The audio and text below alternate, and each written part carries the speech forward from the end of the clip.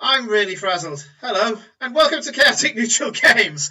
I've only just get in, so I'm really frazzled, so I do apologise for that. I've just had the commute from hell, 3 hours on buses and having to run through a soaked cityscape of Oxford. Welcome to our game, the Benefactor, D&D campaign that is with Rodrigo, Kate, Nick, Felicia, and Corinne. We'll be continuing from the drinking game and the morning after that you guys will have seen last week. And hello to everybody who's in the room already. We have got a special guest this evening, the Domino's guy. As I say, I've just got in. So he's going to be bringing much needed sustenance so I don't end up collapsing midway through the game. So do apologise for that. But hey, snacks around a D&D table. What's wrong with that? Let's... Well, that for the rest of you guys, they're speaking to me and they don't realise I've still got them muted. Hello, everybody. Hello. We got there, finally. Hello. We did. We totally I'm a loved this, bloody Jim. mess. We were completely being really supportive of Simon, even though he's had a really hard commute and not complaining about the lack of pizza. I've been up since 5 a.m. So today's episode of Chaotic Neutral Games was brought to you by the letter M, being that I'm going to need this stuff, and also the letter D. Yes, I'm drinking Monster. Get over it. It doesn't get me, Gracie. I'm not going to kill you all. First announcement, most important announcement, other than our love of junk food, is it is Rodrigo's birthday. Happy birthday, dude. Happy birthday! I shall do my utmost to not kill you this session. And he's lying. That is the very least I'm you can lying do. a lot. I lie. Also, our lovely Glory, Felicia, is actually here, but she hasn't got a webcam, being that she's being responsible adult person and stuff and helping families at the moment. So she's still managing to get into... Yeah, she's babysitting her brothers, and so she's at her dad's place. Yeah, well, I wasn't going to go through her family life, but she's being responsible, dude. However, she hasn't got a webcam, so we put up the picture of the lovely Glory there, which you can see. And yes, shall we get started, everybody? I need intro music, but anyway, to-do list. So, you guys feel like crap. But let's not focus on you. As the sun rises on South Vardencourt, around the mountains that are responsible for Ostergold's fortune, where the gold mines are, they're very much distant from the city, but enough to be able to cast a certain amount of shade. So it takes a while for the sun to get up to the point where it casts a ray of golden hypotenuse, love that word, upon the city. This is a city that never sleeps, but it does doze. In the dark hours, the factories still go. Many of the city are still working. And there's a low susurrus that follows over the city that the thieves and those who operate in the night have grown to love. Not so now. The sun is bright, it's beating down on the rooftops of this great city. And those who would not cause sounds in the day, carters, for example, for fear of the ire of sleeping citizens, are now in full flow. The streets are full of chatter and industry as the goods made overnight are now being transported out of the city onto ships and throughout the city to carry on in their journey to whatever the hell they're going to do. However, as I say, you guys feel like crap. We see Aiden, who started his sleeping pretty early, fast asleep on a bed, a pair of empty wine bottles on the duvet next to him. we see Cora bundle up in her bed. You see Glory bundle up in her bed on her own at the moment. Her guest the night before having not sneaked out, but just walked out with a sense of the job done. Job well done.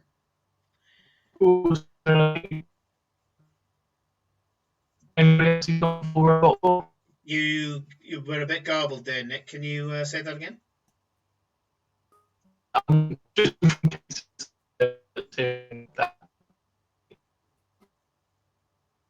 We seem to be having a little bit of issues here. Everyone's gone bad for me. Is it just me? You sound fine for me. And somebody's popped out.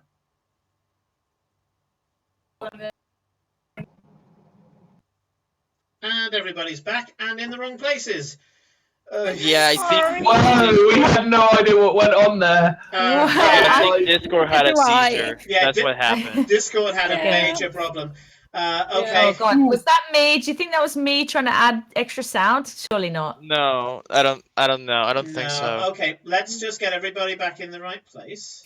My ping dropped up to something like 3 or 4 seconds. I was like, yeah. I just heard everyone just suddenly disappeared, and then there was the odd robotic, and I was like, oh no, have I just done something? The last thing I heard was we got into Glory's bedroom. And then, everything went terrible. Which, if you think about it, that's ominous. On brand. Very on brand. Ominous. Fair. Just giving the viewers the behind-the-scenes tour of my. There's a Kate. Kate's on the big frame, so I just need to. Look how important I am! I'm so big! I'm a monster! Okay, let's put you back in your place. What do you mean? Where you deserve to be. Shit, that's given the intervention completely away, hasn't it? That's not Simon. That's not Cora. That's the C&D viewer you're moving around at the moment. No. This is why we don't let the DM have monster. Oh no! Oh, okay. It's I'm looking at like. Yeah, you're looking at the wrong thing. I'm looking at the actual stream. So. Yes. Okay, we're back. Cool. So Glory is lying in her bed alone. But whereas previous visitors have sloped away, rolling a stealth check, this one is actually walked out with the satisfaction of a job well done. We see, I can't remember if I'd already mentioned Cora, but Cora tucked up snugly in her bed. You see Eclipse curled up at the foot of Cora's bed, Cora completely oblivious, as Eclipse was chucked out of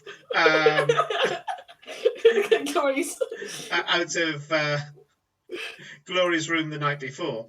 And finally, we see Farewell, who looks like he's in the middle of a murder scene, being that he is fully clothed, submerged in a full bath. I would have hoped they took my armor off first. No. Doffing you is probably going to be a bit too hard. And also, you had a kind of a smooth scene going into the bath, so you're in there. And the only thing that's suggesting that you haven't been murdered is the smile on your face. You're neatly curled up underwater, no bubbles coming out of your mouth, which is leaning more towards the murder side. But you're fine. You're a water genasi, and you can breathe water. It's not a problem. So. I like to think that because of his hangover, slowly over the course of the morning before he wakes, that water level just drops. As he's just like breathing it all in, like, hydrate me. I would like everybody to do a Constitution saving throw, please. Oh no. All right. 17 for farewell. Okay. 14 for Aiden. Okay. Ooh. 5. Okay. That's going to be... Yeah. I wasn't as strong as the rest of you, so it should be easier for me. 9. 9. Okay. Right. So farewell. Let's get this right. It's farewell, then Aiden, then Glory, then Glory, Cora, then Cora, Eclipse. then Eclipse. Okay, cool. That's the initiative in which you wake up. So, farewell. Mhm. You wake up to a kaleidoscope as you wake up underwater, and I think it's probably makes sense, despite the fact that you were incredibly ill the night before. You have hydrated after all. And yes, you've woken up. The day has started. What are you going to do? I'm going to let the bath out, Mm-hmm. and I am going to take the rest of my soaking, probably shit-covered armor because somebody thought it was a good idea to drag my poor boy through the streets by his feet. I mean, first you stick a hand in my wound, and then you decide to drag... She is the best friend any boy could ever ask for. Hell yeah. So I will. He will get dressed, and he will shuffle his way to the bar, looking for food and something to make it feel less like he got dragged through a cobbled streets by his feet. Which is exactly what he did. Sure. So yeah, there's plenty of things left nearby. There's a little note Nocky on there your... by any chance? Yeah, he is here. You don't get far. You get to your little service desk, which is just inside your door. Normally, that's where the water pitchers and things like that get dropped off. And there's a note saying breakfast will be available for whenever you need it. Signed, Noki. This is in all of your rooms. So you're getting up, getting dressed, getting downstairs, yeah? Yes. Okay. But I will be looking for Noki in person whenever I find him. Sure. Because of your score, the differences between your scores, you see him just in time before anybody else comes down, and he goes, "Mr. Farewell, you had a good night, I assume?" I'm going to assume because Cora ended up taking me home. Yes, it usually happens if we go out drinking and I give in to the temptation to play games. I don't win, but I usually get up. But you seized the night. You had a good time. This is the most important thing. So, yes. How is the stomach? Able to have some food? Oh yeah. No, I'll be all right. I've done far worse. Did have a question for you though. Of course. How many Fey elves do you know in the city? Fey elves?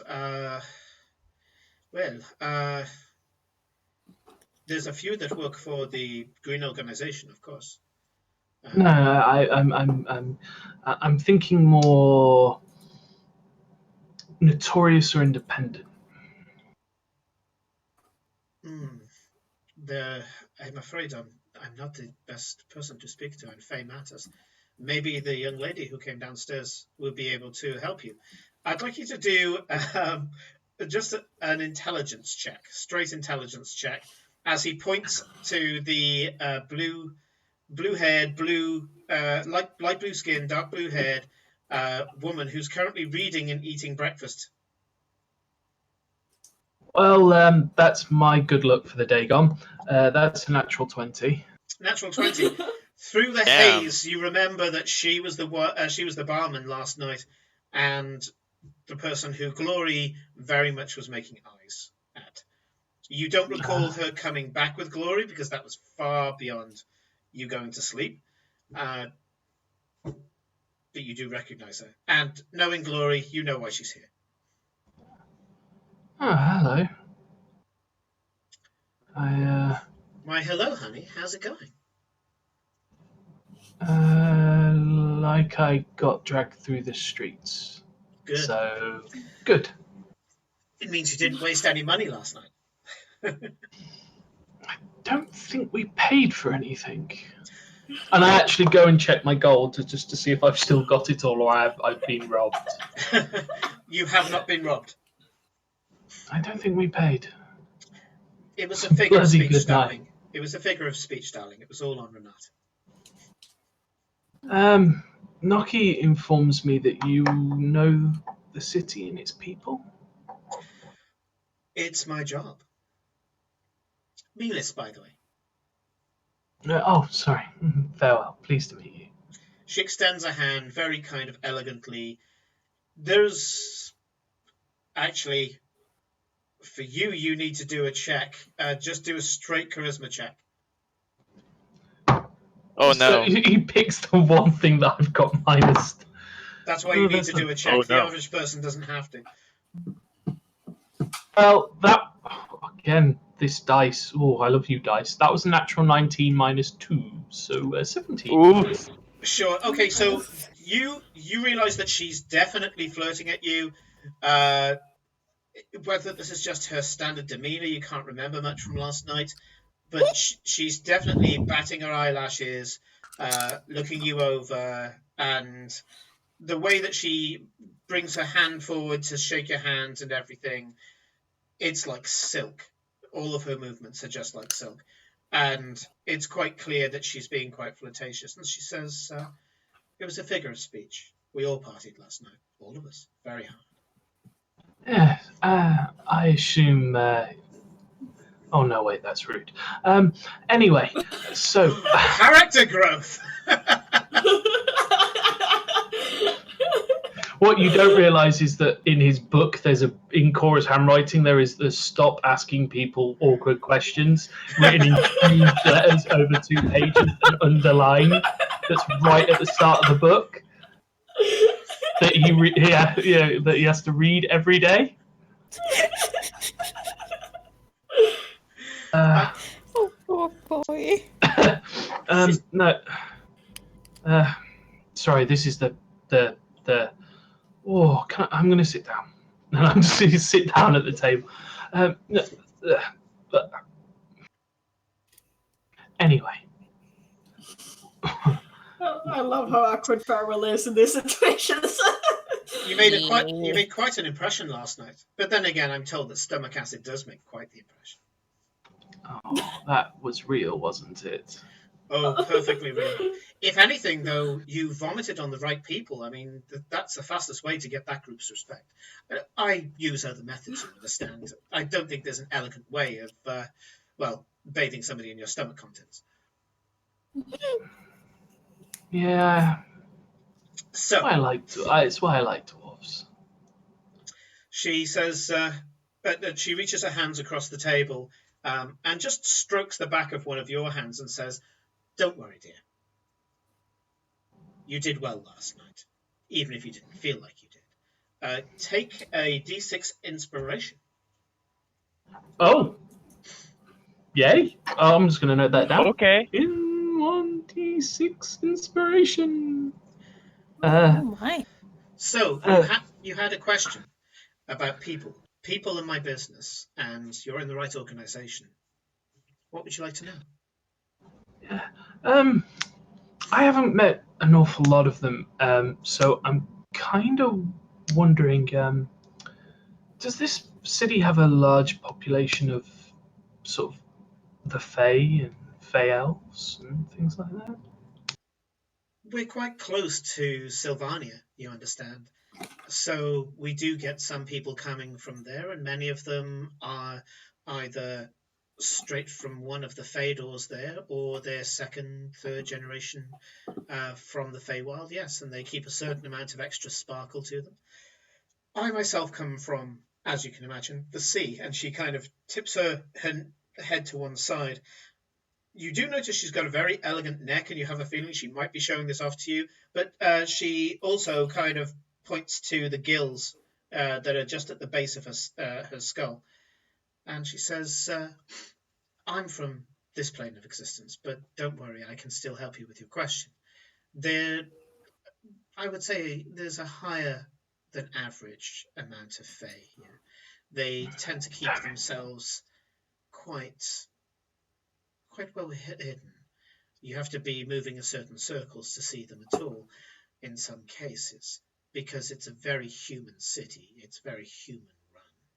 When she says human, even though she's purring it, there's a little bit of judgment. Humans. Hey, look. Maybe if you told me more about your question, I could give you a more specific answer. You're leading, darling. Give me more.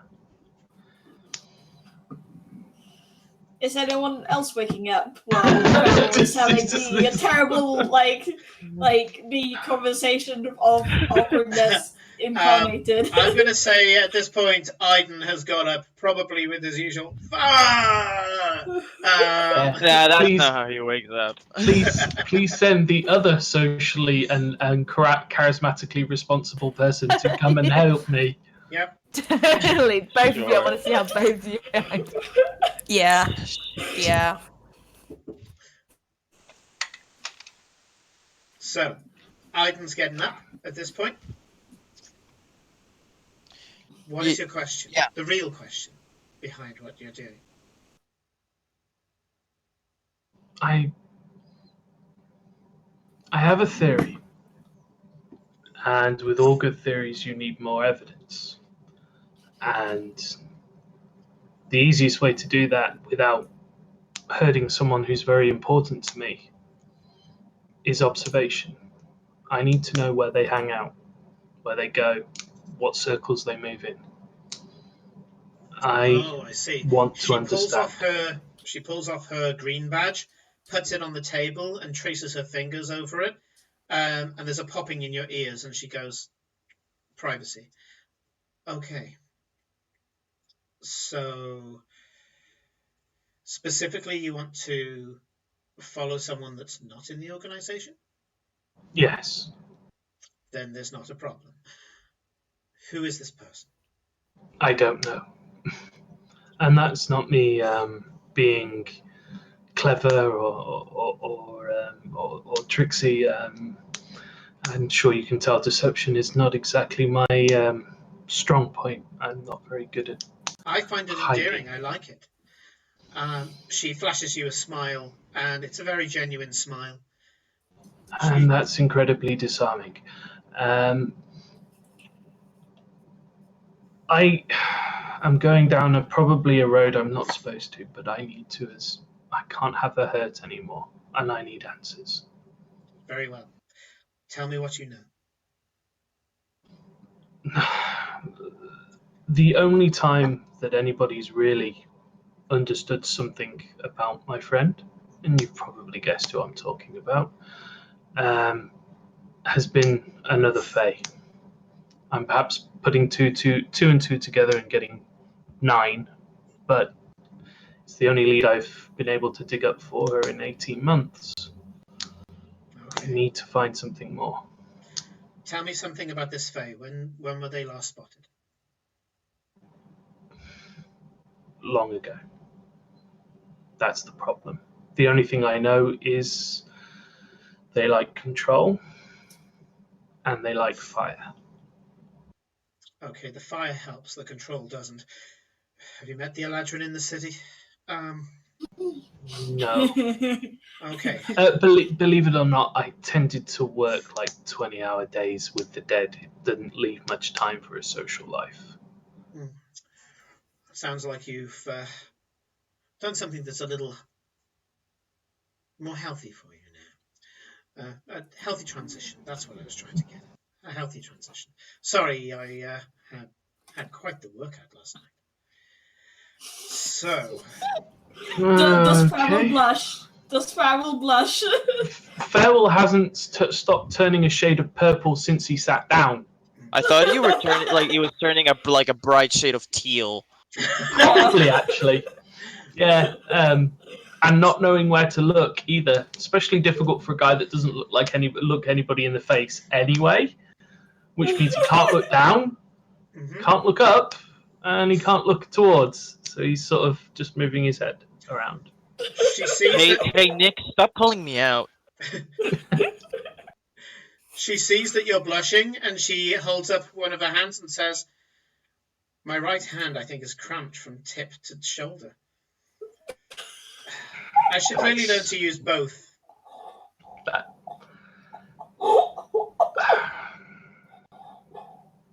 That's fine. You can have that one at my expense. Thank you. So, and here's your friend, Aiden. As you, You have the most. You just see the most desperate. Please save me eyes. I come down, I look at them talking, you can't hear and them.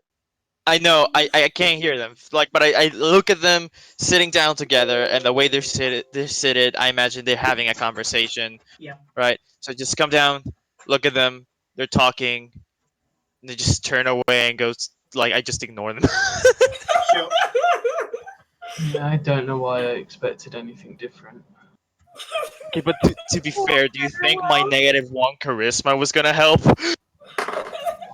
Well, what I said was actually in character for farewell. That would have been. I don't know why. But yeah, I I just go anything more. looking for breakfast. I just look at them, ignore them, go look for breakfast. Right. So, Aiden, the only interaction you get from her, because she is speaking to Farewell, she says, "Oh, look, and here's your friend." So it's clear that she's talking about you, even though you can't hear it. As you walk past, she gives you a, how do I describe this look? She gives you a look as if to say, "Naughty boy," and she narrows her eyes and then tips you a little wink, as if she has some sort of secret about you. Can I mouth run? I genuinely do not know how to describe the Aiden's expression and actions with words, so I'm just gonna say I leave, and I'm gonna send an image that describes it perfectly what happens. So you just go on without me. Next up, I think, is Glory. You wake up alone. All alone. Save me. Is the bed still warm? Yes. Then I'll go get dressed and go down for breakfast. Ooh, that's our pizza. If you don't Is that mind, our friend Chris. Dominus guy? Yep. Yeah, that's the special guest. Go Eclipse! Go! Run like Rescue the wind. pizza! She bonus action dashes. For an action, she casts Consume Pizza. As long as Hell she yeah. consumes the right one. So I'm going to carry on with Glory in the meantime. Try. So you wake up, nice warm bed. How can I put this delicately? Not all of your aching is from the hangover. Nice. Yeah, you met an equal last night. Yeah, you're quite impressed. And as you're lying there, you do focus and notice that there's still some fucking hairs on your silk sheets. So, from the cat, by the way, from the tabaxi. So, what are you doing, Glory? I am going to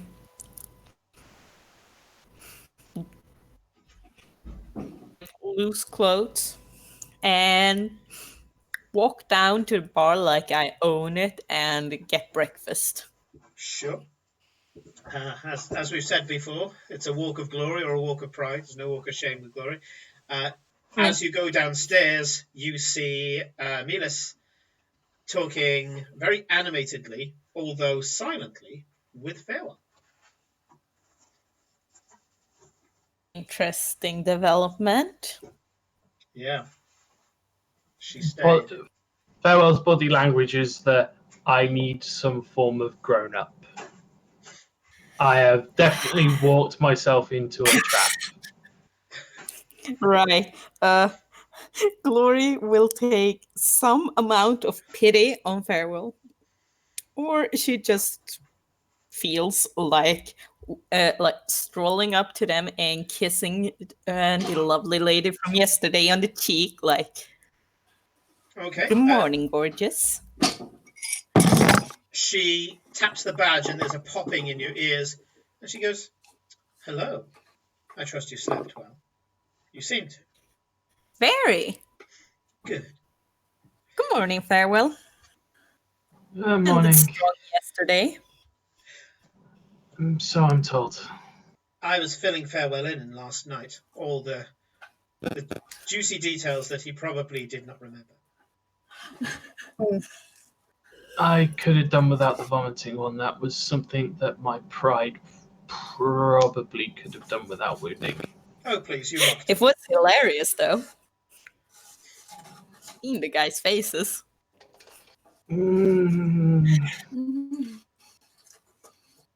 Yeah. Breakfast yet? Should we go grab something from Noki?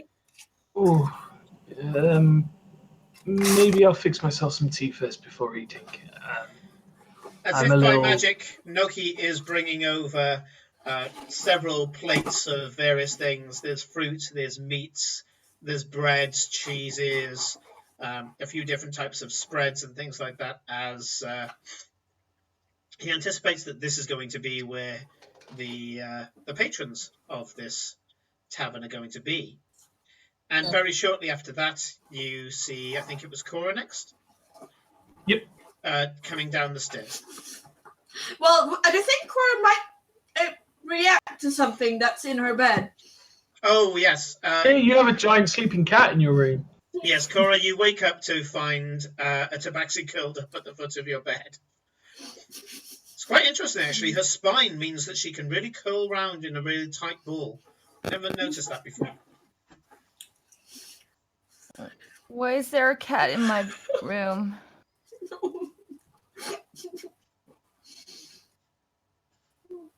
I'm gonna shake her awake. So when you poke Eclipse, you hear the sound as She chirps.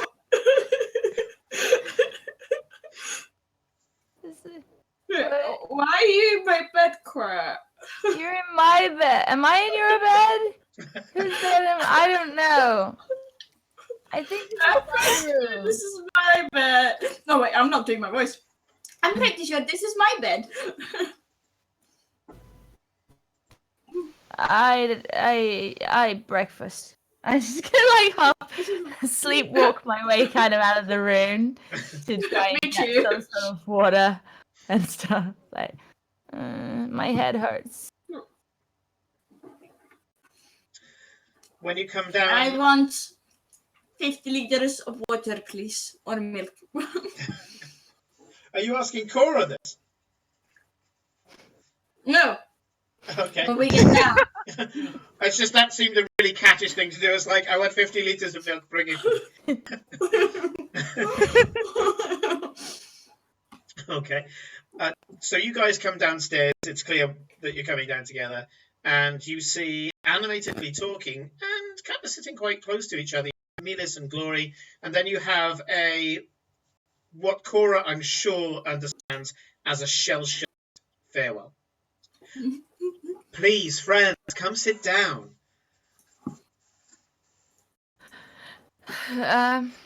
Hello. Noki, can I have like 50 liters of milk and like a new head?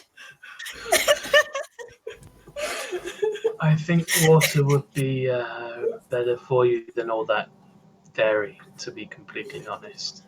Coming right up, Eclipse. I shall be with you in a second. Noki's accent. I was going a bit Spanish over it. Yes, I do hope we weren't too rough with you yesterday, Eclipse. I Excuse can't me? remember. What are you talking about? Well, you were sleeping on my bed, so we threw you out and into chorus. Oh. Oh. Okay, Cora, we were in your room. I'm very sorry. I thought I was in mine. That's okay. I don't care. I thought my feet were nice and warm, so that's good. There's a gentle laugh at your shoulder, Cora. Apparently, Eowyn saw the whole thing and just watched.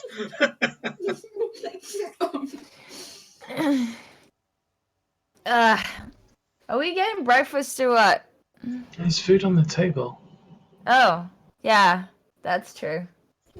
Hello. Noki puts down a huge bowl of milk in front of Eclipse, and he goes, "Oh yes, Miss Cora. This is for everybody. Please dig in. It's all here." Thank you. I take the jug and I start necking it. That is not healthy. This is a cat. Yeah. Oh, shit. Wait, don't we have a cat in your room? Oh yeah, that's why I didn't go into my room. I think my drunk me was actually smart. Oh, did you come home? That's with a friend, impressive. Eclipse. Should I get another plate? No, I said there was an actual Yum. house cat. It is an actual house cat. It's fine. Oh, that's no problem. You can have whatever pets you like. This is your home. I don't think we were planning on keeping him. Oh, I so don't know, sad. I like cats. I'm not sure this cat likes us. You can watch as he's Eclipse, trying to we stay need in a the map. conversation, but you're starting to lose him now. It's like, we got a cat. He Cat talks. thinks it's an arsehole. We're arseholes. We're probably going to take it back. And he's just like, what? I'm Cora. Who are you? Are you a bar girl? But you did the bar drinks. I'm so much more. I was a bar girl there because that's where the party was at. I'm Melis, and she extends a hand. You don't with your stats. You don't even need to roll. She checks you out. Absolutely checks you out, Cora. And you look Is like Glory shit. down yet? Is Glory down? Yeah, my hair is like blah, blah. Like red hair, crazy red hair going on. Glory is sat right next to her, about 2 inches away from her. I give Glory a glance and back. I was like, cool. Glory's absolutely numb-faced by it, like, yeah? There is a certain, actually, inside check for Cora.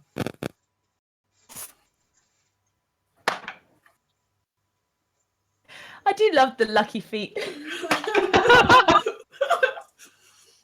I mean, not that it's a feat, my halfling thing, but Halfling luck. yeah, Yeah. it's not much, a huge amount better. My insight is that. Okay, 11. That's fine. She wasn't hiding anything. I just wanted to know whether or not her expression gets delivered. She starts off checking you out.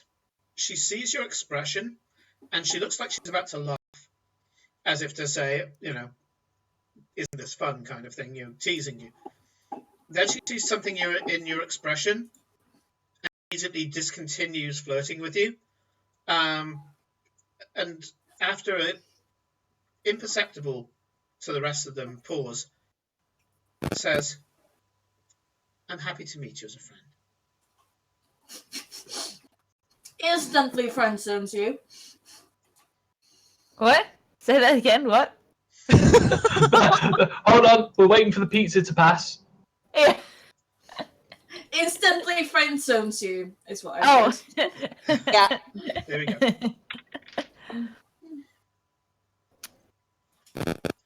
So, Farewell has already asked for a little bit of help today. It's no problem, Phil. I'll find that priest for you. It's not a problem. Thank you. Yes. It's so good to connect with old friends. So, Mm. I had better introduce myself properly, being that I'm here in your home. I'm Melis. I've already introduced myself to a number of you. I'm one of the social agents for the Green Organization. It's my job to know who to speak to and how to speak to them, and to pass on names and contacts to the rest of you. Cool. Hello. Hey. Is there By anybody the way, in particular you would like to be contacted by or have contact with? Seeing as I'm here, I may as well offer my services. It's been a very slow day, I understand. Wizard guy. Historian name. Question, Simon. And the table where everyone's sitting at, that's where all the breakfast is? Yep, Yeah. it's piled high now. All right. Okay, I guess Aiden reluctantly sits down there. Yeah, come and join us, you antisocial bastard. You're Fuck just you. angry because he dissed you. Yes. Denying it. And when you sit down, she looks at you and purrs, finally. And looks back to the others. I'm not interested. Yeah, Clips, did we find the person you were wanting to find? I mean, I remember we found Beat, but we still need to do that. Not soon, Yes. though. I'm still, I think, drunk. But yeah. Oh, you mean Beat Baba Doom? You know him? Did you know him? Who doesn't know Beat Baba? Oh, he's such a darling. He was He's really hilarious. interesting. And if you're talking about a wizard, that would be his supporter and patron, Garrett. Yes. Yeah, we went and spoke to them yesterday. Was it only yesterday? Yes. Yeah. I think we went. Yeah, we saw them yesterday. I've seen Beat Bop before. He was great. These two haven't met him yet. It's gonna be hilarious. You have to come out that night. You will It'll be good. have to invite me when you go to one of his shows. I would love to go. Yeah, I think he's on in like 2 days' time. We're totally Fantastic. going. Before... I'm there. Yes. I'll find out. I'll find out from him and make sure that we've got a table reserved. By the way, Simon, I am literally not paying attention to the conversation. I'm just focusing on eating. Yep, sure. Good. Eclipse is literally purring. She is just eating her stuff and just going.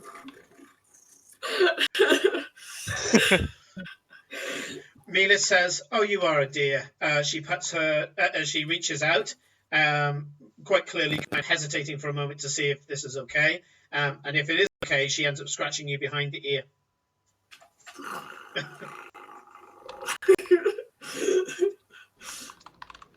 Okay, well that's new. Drink. Excuse me, I'm gonna go get my book. I'll be right back. I'm gonna go shuffle away and I'm gonna go find my book. Oh no. Okay. Aren't you already? You just described that you were reading from the book. Oh, that was just me being silly. I didn't actually read from the book. Because, yeah, excuse me as while I interrupt our conversation to actually read from a book. Don't ask weird questions. Don't be weird. Okay, let's just have a normal conversation. Kind of defeats the point. In our Tuesday game, we have a person with a moral compass, literally a moral compass, and it's like the Weasley clock. So whenever she opens it, it'll say, "No, don't do that," and then she'll close it. Think, really? Opens it again, it goes, "No, I'm serious, don't do that." Love it. Yeah, that's probably what it says in the front of his book, actually. That's fucking great. Lists of things I'm not allowed to do anymore. It's a gigantic list. Yeah, in lots of different pens and pencil types, I'd like to think. Where she's just A couple of added different one as it handwriting. goes along. Yeah. So, any of you looking for anyone? Come on, connecting people is Not what at I the do. current time, no. And unless you can connect me with someone who knows the secret of where Jordan's final resting place is, I don't think you can help me much there. Oh, Jordan. Bit of a treasure hunter, are we? Little bit. Oh, well, I only know the bardic tales of Jordan the Great, of course, but the tales do have a certain amount of romanticism to this lion-headed god of a man rampaging through the countryside, taking, but those he takes immediately learn to love him. A benevolent ruler, a hero of the ages, until that embarrassment at the end, but everything must come to an end. Well, unfortunately, I don't know anybody who knows anything about that, but I will ask around for you. She gets up and... Just be careful of assassins, that's all I'm going to tell you. Always. Do you have a particular problem with assassins at the moment? I'm not there. I'm not there. I'm not there. Not at the moment, but Gloria, are you having any trouble with assassins at the moment? No, because an excellence has been really quiet lately, and the last attempt was pretty pathetic. But yes, I was doing... These two are kind of badasses, and people want to kill them for some reason. I like the Corey is still a bit drunk. Yeah. Melis turns around and says, as if I didn't like them already, she puts her hand out and kind of runs it both through Glory's hair and through Eclipse's hair. Simultaneously, both of you take D6 inspiration. Yay! She's a bard. She's giving us inspiration. Wow. 5. I'd better be off. May you all have a fantastic and interesting day. I will see you in 2 days' time for the Badoom gig. Yes. And, yes. Well, let's just say, and she doesn't specifically wave to Glory, but she just waves to you all. She goes, let's call it a date. Winks kind of into the middle of the table and walks. As soon as she walks off, I just give a big sigh and I say, okay, Eclipse, I mean this in the nicest way possible. Shut the fuck up about the heart, Jordan. Why? Why? It's the thing that she wants to find. Why? That's why I mean in the nicest way possible. It's not that I am against her finding the heart of Jordan, but she speaking about it at every opportunity is gonna get her killed. Yeah, that is it's the really point. just an ancient legend. I don't see why it would get me killed. Like, it's an ancient legend, and not many people are that interested in it, which is why it's hard to find information someone about it. was clearly interested enough to pay a high-rank assassin's guild to go after you. I mean, that might have been for a different reason. I don't know. Maybe I pissed someone off with the client. I'm not entirely sure. Do you ever stop and wonder why no one has put a hit on you? Have you ever stopped and wonder why no one has ever bothered to put an assassination contract on you until you started talking about the heart of Jordan in public? I mean, when someone puts an assassination on you, you know you're doing something right. Renata is sitting in Melis's chair. Oh, Jesus fuck. Like, she catches me by surprise, I literally get startled. Like, I just turn and look and go, fuck! Am I back yet? Yeah, you walk down and you kind of do a bit of a double take. You almost kind of imagine Melis in the chair, but the shock of bright red hair is, compared to the dark blue hair of Melis, is, unmistakable. And she's just there talking to them as if she's been there hours. Simon, I literally, okay, as I was going to turn around to see Renata, I was taking a sip of, I want to say tea. Mm-hmm. So when I see her, I almost spit a bunch of tea. The classic spit take. Yes. If you spray it in her direction, a shield will trigger, and the tea just kind of goes down this invisible shield. No, I don't. I don't spit it. I don't spit it, but in That's trying to contain it, I'm start choking. I go fuck. A completely Well- passive face from Renata. She says, I want to thank you Oh, for what a yesterday. surprise! Well, I do try to breakfast in many of the taverns that I own. And she reaches across the table, picks a grape from the fruit bowl, and pops it in her mouth. Carries on speaking as if it's just disappeared. And she says, I wanted to thank you for yesterday. You're welcome. Yes. You got a rare That glimpse will into be my done. emotions as well, which, believe me, if I had any concerns about you, I still would have kept up a veneer. Farewell did a lot yesterday. You should thank him. Well, here he comes now. Farewell. I thank you too for everything that you've done for the city and also for me. I know my reputation has obviously increased, as has yours, but you've done something that means a lot to me. You're welcome. It wasn't nothing. It was nothing. Was she always there? This. No, Yeah. she Honestly, just, I'm like- not entirely Fuck if I sure. know. Fuck if I know. Yeah. You Did- have a tendency to surprise us. Like, poof. If you thought Eclipse love had it. a problem with assassins, imagine the Poof. problem I have. Farewell's going to walk over to Cora and put his hand on her head and cast Lesser Restoration. he's just going to be like, Cora, the sudden moment of this clarity. is not recovering well. This is not good. It's just Farewell. like, even he's like, that Cora, was the the moment- most like sobering conversation he's ever had, and that he's just like, just Farewell's instant hangover cure. Yeah. Yes.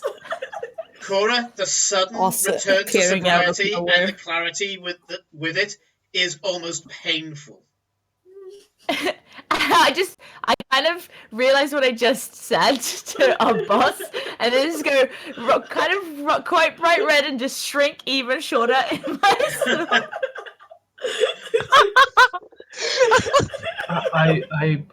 I did prepare blindness and darkness today if we need to make an escape.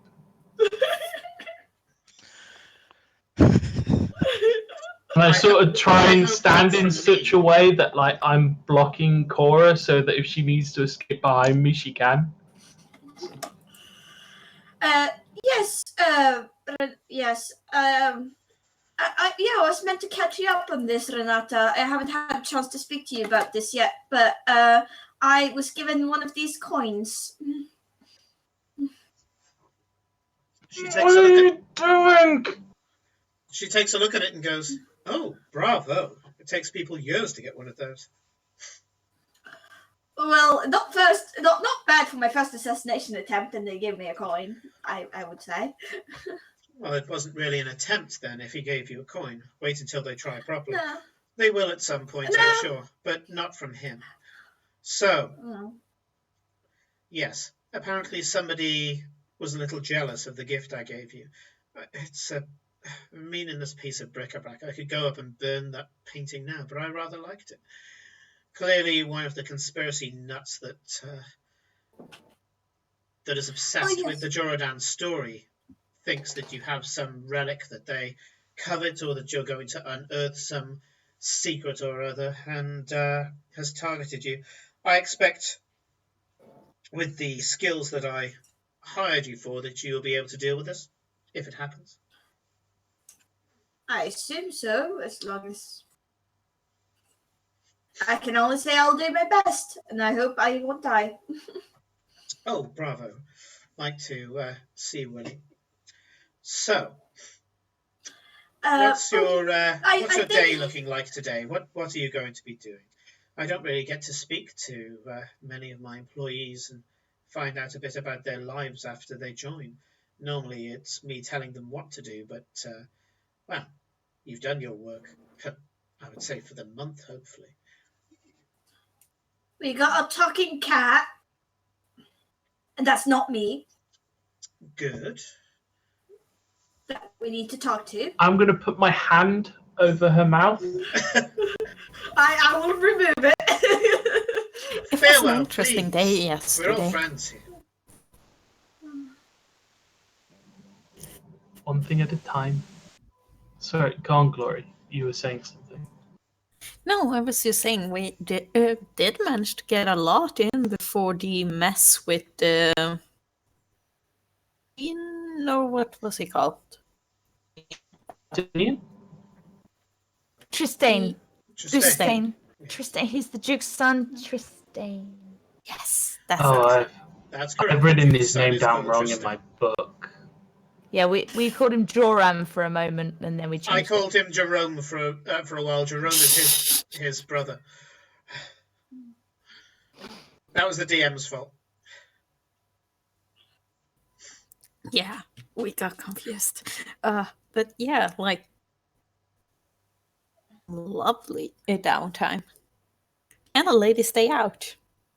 Maybe you should join us sometimes. It can get stuffy in those offices. If I didn't like stuffy libraries and stuffy studies, I wouldn't have joined the Arcanum. But Everybody maybe, wants to know. maybe from time to time, I should walk abroad, albeit with some form of selective invisibility, so only you can see me. As I say, whenever I I need got to a walk nice the hat city- you can use if you'd like. It will. Renata suddenly shakes her hair and becomes Olivia Storm.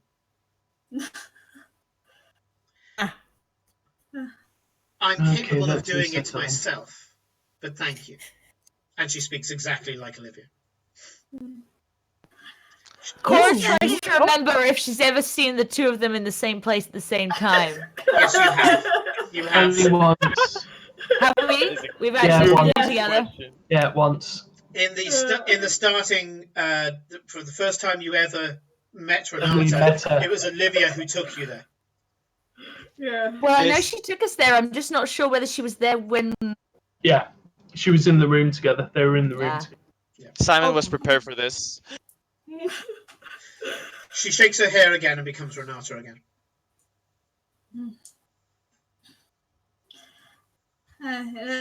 Yes. Other than that, I think I'm gonna meet the historian again. We're gonna have a look at the painting. Fantastic. Academic pursuits. It's fantastic to see my specialists doing this. I normally my specialists are always looking for, the next flagon of mead or the next thing that they can kill. But to have such diverse interests fascinates me. You're a very How did, atypical group. It's how kind of did why you do that with the somatic without the somatic components? I didn't think I would be quizzed on the subtleties of Arcana. Yes, you can make things well practiced and change the somatic components. It normally requires a certain amount of preparation, but wizards are all about preparation. But my somatic component Wait. to changing my appearance is shaking my hair. Because whooshing sounds. Yes, magic. I do magic. I do magic. I fancy it I is that you need some understand. coffee in that milk. I am very tired.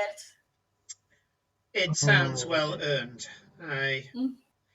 I ended up spending quite a large amount of money yesterday, but everybody needed it. The city needed it. It changed the theme of the day from conspiracy theories to more pleasant pursuits and more pleasant conversations. I don't think there's a single person who is disturbed by the events that you solved. Instead, everybody's celebrating them. And that's the right way around, don't you think? It sounds very good.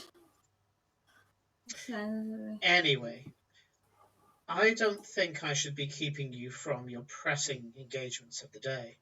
A talking cat, a historical mystery, and whatever else you were talking to Melis about before she left.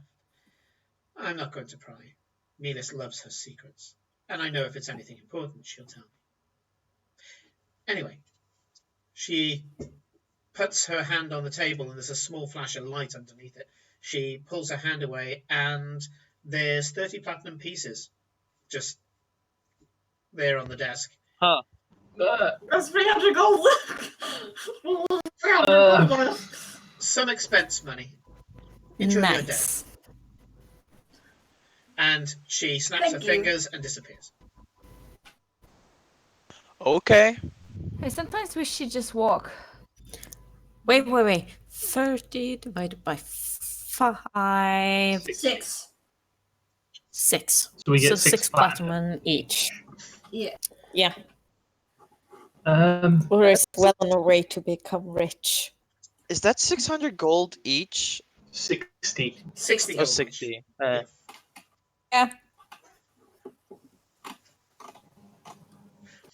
The rest of the day is I yours. wish you would just call like a normal person and make You like mean? arrangements. Well, not being Why? surprised by someone is you don't mind someone just bamfing in whenever whatever and wherever you are. Depends on A the person, dwarf but a that's on lovely the next lady like table Renata, turns- certainly not. Oh, I mean, that's a. Yeah, why am I surprised that you would find that normal? I'm not surprised. A dwarf that's sitting on the next table says, don't worry. That's just Renata's style. She likes everybody in the city to think that she's looking at them. But, hey, I've been working for her since I was a nipper. It's never really bothered me. She's turned up, about twice since I first started. But you just assume that if you're doing a good job, you've not got anything to worry about. I mean, she's not turned up in my house or anything, but, as far as I'm concerned, yeah, she can look over my shoulder. She's the one that pays me. Day's work for a day's pay and all that. So, yeah, I've got nothing to hide. And by the sounds of it, neither of you guys. Anyway, well done on the getting the lad out of the sewers and all that. What was it in the end?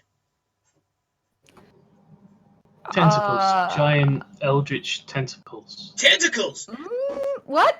He was kidnapped. He was kidnapped by some sort of beastie, and then they took him to tentacles. No. What? I. Do you Sorry, want a drink? Here, have a drink. Go away. I'm not talking to you, Farewell. I'm talking to the dwarf.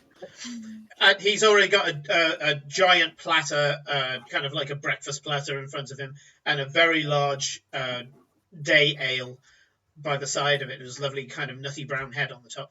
And he's there saying, "No, I've got a drink already, but thank you very much. I just thought I'd kind of give you guys a little of appreciation." Yeah, no, great. We just don't want to spread scary rumors or anything. Oh, of People course might not, but panic. Bear in mind, everybody's got their own.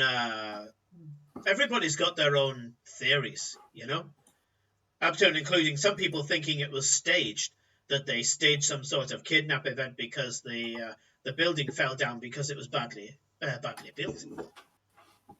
No, that would have Why would they bother to have someone kidnapped just because a building fell down? That's a stupid idea. Whose idea was that? The people on the street are stupid. What idea do you have? Sounds very unlikely. You're shouting, Cora. Sorry, It's I'm not okay. drunk anymore. You shouldn't be. I mean, I can give you another. Nope, I'm good. I'm just Okay. gonna... If I wanted 4 bloody tentacles, I'd end up being drunk as a skunk right now. But you guys are responsible for the party last night, and you notice that he's clearly suggesting that he was drinking last night, and he seems fine. But yeah. Is he no, one just of the dwarfs that was vomited on? Was he one of the guys that travels like Shanudon. I was No. wondering. Why the is same this thing. the only thing we're taking away from last night? Because they were dwarfs and he's a dwarf and all dwarfs are the same, obviously. All Racist. was the same. To quote Coyote Shivers, sometimes reputations outlive their applications. But yes, this is just a regular worker dwarf. You can see he's wearing work clothes, and he says, "No, I just thought I'd let you know that you may be the new guys, but you've kind of been accepted into the fold." Yeah, I think we have done very well for just being here a week. Right? Well, it's the same thing for us. I used to have to look for work left, right, and centre, and every factory that I was going into, they wanted people being faster, and they wanted people doing longer hours. And don't get me wrong, my kind, we're accustomed to working hard and working long hours anyway. But they just got worse and worse and worse. And of course, you're always looking for a better deal. And after a while, they're chucking you out because they're trying to whip everybody into shape. And it's since joining the Green Organization, I've had that stability, and also no shortage of contracts, We're always repairing something or upgrading something or decorating something and giving people good homes as well. And yeah, for any of us who's got a decent pair of muscles on it, and he kind of flexes his arms, and yeah, he's got a short sleeve top on, and he's got some good guns going on here. He goes, you could sign up to be part of, her militia as well. So, yeah, I've done a few patrols with the cobble dogs and all that. Especially when the Thieves Guild have just got that little bit over the top, So, yeah, it's a good life. And now you're at the top of it, top of the pecking order. Just know that we'll look after you. Thank you. Thank you. Very nice. Name's Hobart, by the way. Anyway, I better be off. My shift's starting in about half hour. But just know that you're welcome. See you later. Right. Yeah. He quaffs the tankard down, picks up a sausage from the plate, chucks it into his mouth and walks out. I can't be the only one that misses Freetown when no one would talk to you unless they wanted to mug you. That was the life. Yeah, God, it was so much easier. Seems very straightforward. Yeah. Yeah. It was, It's still. I mean, literally, the only reason they talked to you is because they wanted your purse or your shoes. It's wonderful. You went through a lot of shoes. He didn't have any shoes. What was I supposed to do? I could not Question. just give him... Do you guys ever mug someone for their shoes? No. No. Maybe. Depends on how you define mugging. What did you do, Farewell? Might have tripped him up, stole his shoes, and ran away. I was 13. Why you just were you still living in Freetown, or was it some other random guy? Oh no! I've only been in Freetown for the last couple of years. Now this was when the caravan. We went to this this village in North Vardencourt. Mum killed this weird wizard, and they threw this great big party, and this guy wouldn't let us join because we were stealing drinks from. You'd sneak under the tables because they have these benches, and you just sneak. Come on, you've all been kids. Yes. And yes. anyway, so the guy that was chasing us off, we waited until the morning. He was a bit groggy. Tripped him up, stole his shoes, and threw them in the river. That's hilarious, Farewell. No, my mum tanned my backside and my brother's. And it takes a long time to get blue skin to that that color. So yeah. that color, yeah. Yeah. Anyway, Glory. Yes? We've got that that warehouse now that we can go and use. Hmm? I had an idea, and I put the book.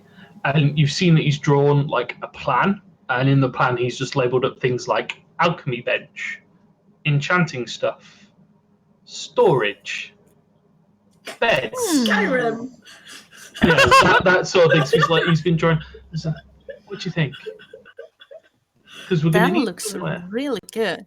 We're gonna have to have a small library for reference books if we are going to attempt alchemy and enchanting. So I was thinking. I mean, it's not quite in my wheelhouse yet, but I've really wanted to learn. Oh yes. Does any of you guys know alchemy or enchanting? Nope. No. Could probably get us some reference books if I wrote home about it. Oh yeah, I didn't tell you guys that. I told you my home region is like several cities. We generally like divided by like the type of people who live there.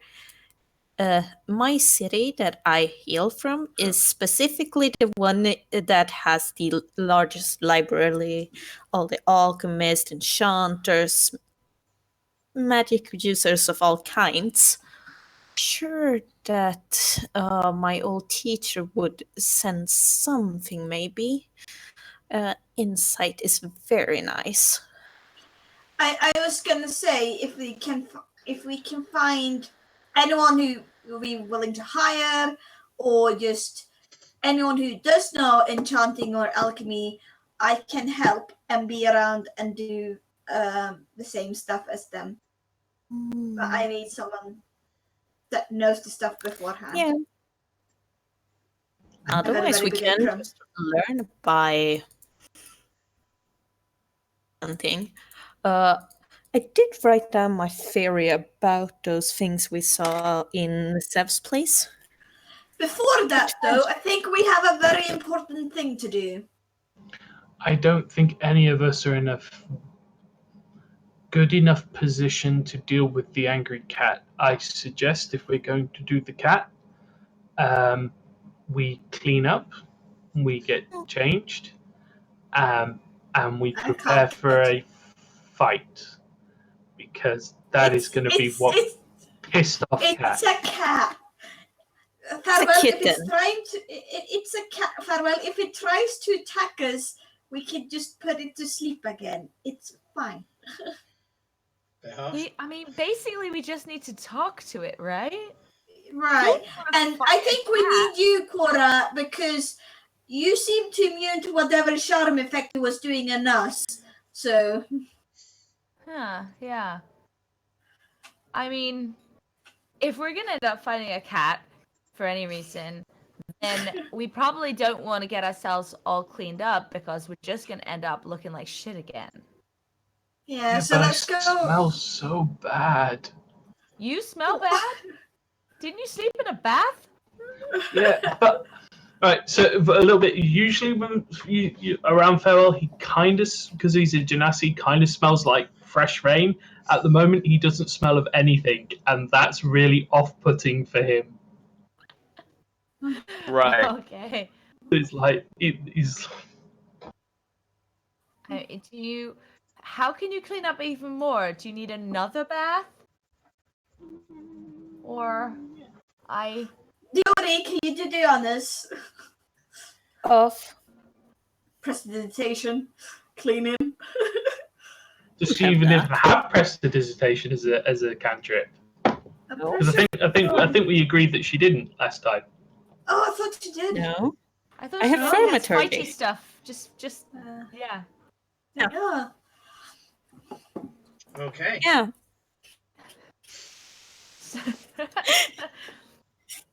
Okay. Can I at least go put my armor on? I feel so much.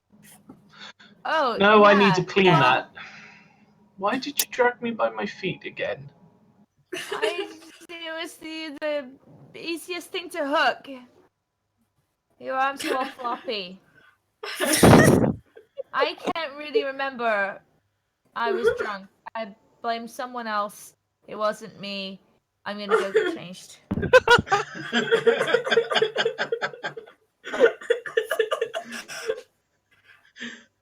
Cora walks up the stairs, goes back to the room. I think we just got an insight to teenage Cora as well. I wasn't there. It wasn't me. I'm going away now.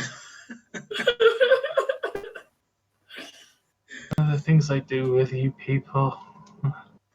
As you- Farrell's going to shuffle back to his room and get ready. Sure. As you go upstairs, Cora, Awen does kind of say, it was more Luda's idea than yours.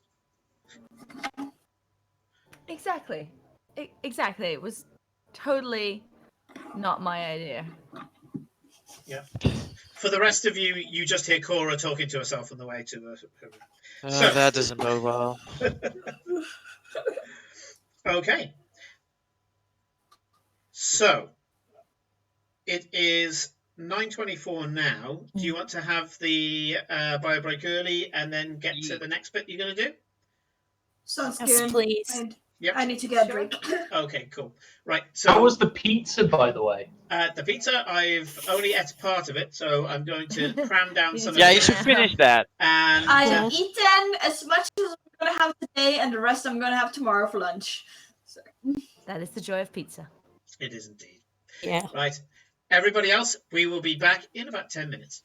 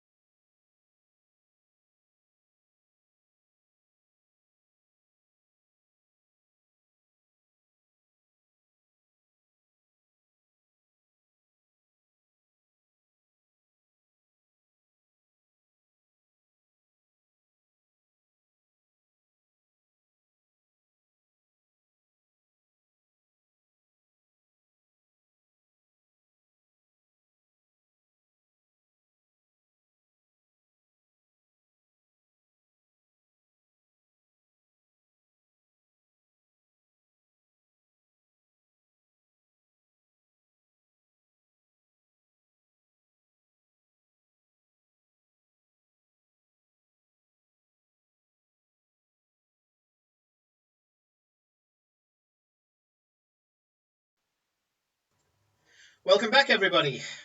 I've had some extra blood sugar, so I'm feeling a lot better, and we've all nicely refreshed. So when we left off, you guys were getting ready for your day. This is very much a catch-up episode. I've given you a lot of various hooks and oddities throughout the campaign so far, and this is a chance for you to sort them out. Also, a cat. So, what would you like to do? Cat. Well, I'm just gonna leave the tavern. Are you not gonna go with us? Nah. Rico's doing his No, usual. come with I'm us not to the playing cat. this game. I'm not gonna like Eclipse is not gonna just let you leave without going to the cat. He wants you to show I was about you to say, the cat. at You've got this to share in stage, some of this. at this stage, he's not going to have any choice because Farewell, hearing Eclipse yelling after him, will go, and if he has to, pick him up, march him to the door. I mean, and he will grapple if necessary. And if you want to do a roll off, mate, we'll do a roll off. But you are joining. You are not allowed to leave. I kind of want to do a roll up for the funsies, but I know I'm not gonna win. So Beat this boy. let's just go. Come on, roll. What would I roll? Simon, any Simon? objections?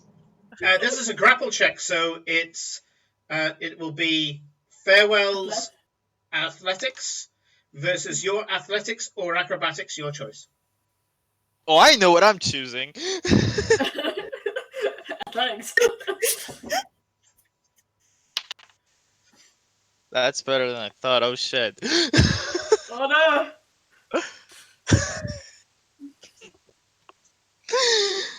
What was your result, Nick? 21. Oh. Yeah, fuck that.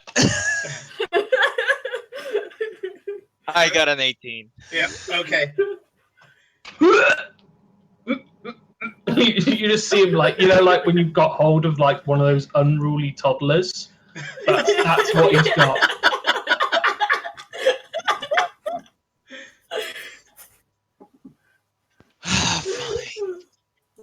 Fine. By the way, when just to fuck with him, when Farewell grabs me, I go all limp. He's just dead weighted in So your like arms. a toddler. Really like a toddler, yeah. Just you know, sometimes you are very difficult to like. I love a lot. you anyways. And you're I get that a lot. lucky. You're lucky it's me, because if it was any of the others, that would be a 45-minute lecture that neither you nor me want to listen to.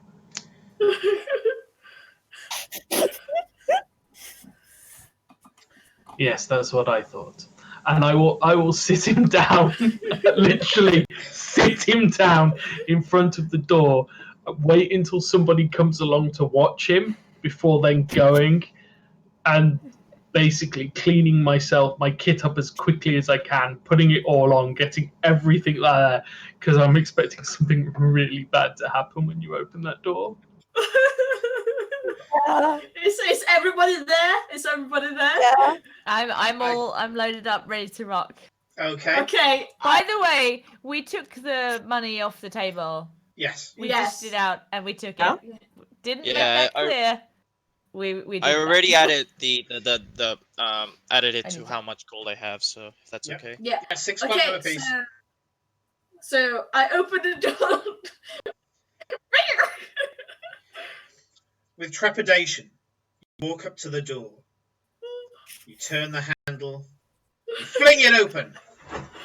And sat on your bed, washing itself, It's a cat. is a cat. Scary. I'm going in, shield up first. Sorry, I'm joking. I'm being How really, did I I'm get being really here? silly. I am just gonna walk in. Hello. Hi, cat. Cat just looks at you. Sorry. Fine, we'll do this the hard way. I'm gonna sit down on the floor, pull my book out, and I'm going to ritual cast Zone of Truth.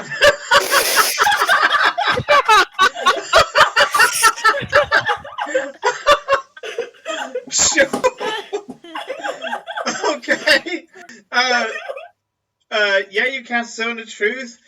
I guess I'll roll a wisdom saving throw for the cat. I'm making sure Everybody roll wisdom saving so it throws. can't run.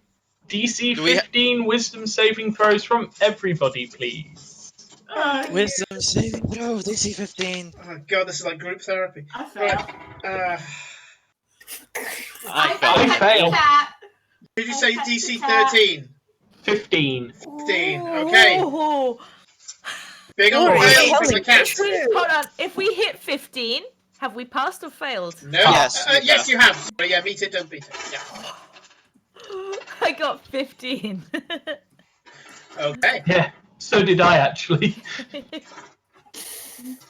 So, I know, by the way, who has passed and who has failed. you do, and you know the cat has failed. The cat must tell the truth. He stares at Cora, because Cora was the last person to speak to. I pet the cat. Does he try to bite me? Absolutely, he tries to bite you. Hello, Mr. Cat. What's your AC? My AC, it's like 15 or 16. Yeah, It's 16. You take.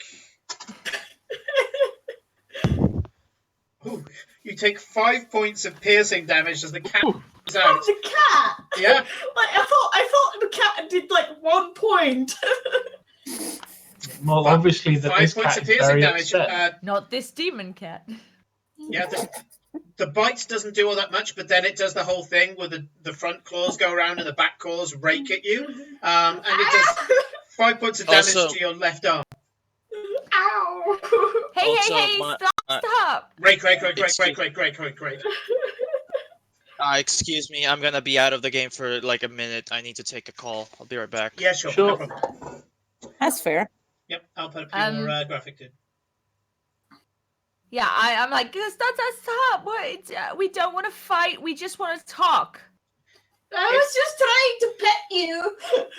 It's got the angry cat face, you know the look a cat gets when it's still biting you. It's still kind of got its mouth half around you, and it's kind of looking you in the eye with absolute rage. No. Sorry Is for it? looking Has it in let there, go, or is it Mr. still holding on? It's currently wrapped around Eclipse's left forearm. I'm trying to get off. Can you please let go? We know you talk, Mr. Cat, so can you please let go and we can all let... Well, we're not planning to keep you here. I've I'm gonna closed the cast door Fey behind presence. me. I'm casting Fey presence. Okay. I don't know if it's a casting actually. Fake so I presence go- is an ability, I believe. Yeah. So I'm doing it. Whatever you do, I'm doing it. Okay. I'm What's getting- your I need to- DC? It's a Wisdom saving throw Against your spell save DC. Yes, spell save DC. Which what is my phone is doing weird shit. Spell DC is 14. 14. It suddenly stops and looks at you, then lets go, but it's staring at you in a way that you believe you may not have passed. But it did it Okay. anyway. So it is. I'm trying to charm it. Yes, Rather than you believe you frighten it. might have failed to charm it, but it did it anyway. Okay, but at least it stopped biting. Yeah. Oh, yeah. Yes. It's jumped off a forearm now. Is back on the bed. It's sitting upright, kind of cat statue style, and again is staring straight at you. Okay. Look, I'm sorry. We were kind of rash when we grabbed you, but there was an explosion, as you probably heard, and shit went down, and we Who are you? Because you're not a cat, right? Because you talk What? to me. The cat narrows its eyes at you, Cora, and then says out loud, crystal clear, "You find a reason to go off and be away from this room for the next 10 minutes. I would like anyone else who's in the room, apart from Cora, to do a charisma saving throw." Oh, shit. Thank you. Oh dear. Why? Oh I dear, oh literally dear. come back and this is what I have to do. Oh dear. 20. Ooh, nice. What's the Uh, DC, Simon? Just tell me your result. That's a 3 for farewell, so I'm pretty sure I've failed. Do we know if like, regardless of whether we pass or not, do we know we're charmed? You're not necessarily. If you fail, you will not know that you've been charmed. You will just suddenly make up an excuse for the thing that it's just told you to do. So farewell suddenly goes, "Oh, I know a book about this. I'll be right back," and then dashes out the room.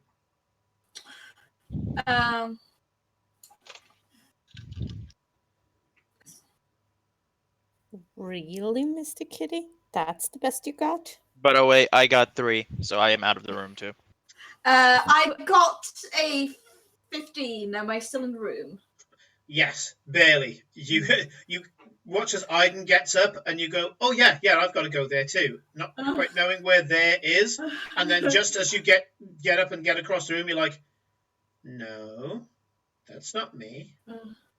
And then you turn around and kind of look at the cat, and you still didn't hear. None of you heard the cat say, "You find a reason to go off and be away from here for 10 minutes," but neither do you succumb to it. The only person who hears the words is Cora. Why is everybody running off? Because the cat just told them to. That's a very clever trick. But I still don't understand why. I mean, and I seem to hear you when they don't. I mean, happy to talk in private, but I really want to talk. The cat, with a very uncat-like gesture, just suddenly slumps its shoulders with a sigh and goes, "Fine, I guess. The reason why you can't be affected is you're clearly entirely for me. I Can can't anybody hear else hear me? anyone. I hear you fine, Simon. Yeah, same. Something's gone weird for you, Felicia. I was the last one in. Give me a moment. I'll just reconnect. Okay, sure. It'll just look a bit weird for a second as she comes back in. There we go. Yeah. Okay, can you hear us now, Felicia? Felicia? Hello. Okay. I can hear Can her. you hear you? Okay, cool. She can hear. Okay, cool. He turns to Cora and says, "The reason why my abilities don't work is that I'm part of a Fey court like you. I would have thought you'd figured that out already." Am I hearing all of this, by the way? When I'm sitting there going, You guys are hearing this. The cat is speaking in common. Ooh. It must be telling you the truth. He is. That's true. Okay. So, are you with someone? Or are you... were you once not a cat? I was once not a cat. I am not a cat. Well, that's I just what I thought. look like a cat. Sorry for... What? What did you say? Sorry for trying to pet you and throwing you in here. Yeah, sorry. I may have become accustomed to unsolicited petting whilst I've been here, but yes, The abduction would be something to apologize for. Yeah, sorry about that. It's just it been a while, and well, there's no good excuse. Anyway, well,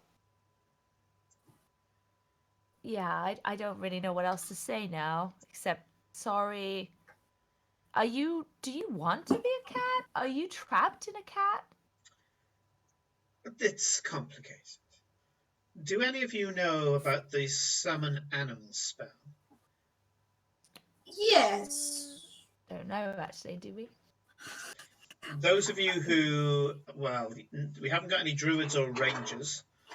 But people with arcane, listen, people that do magic, I simply know. Like, well, there's a system to find out.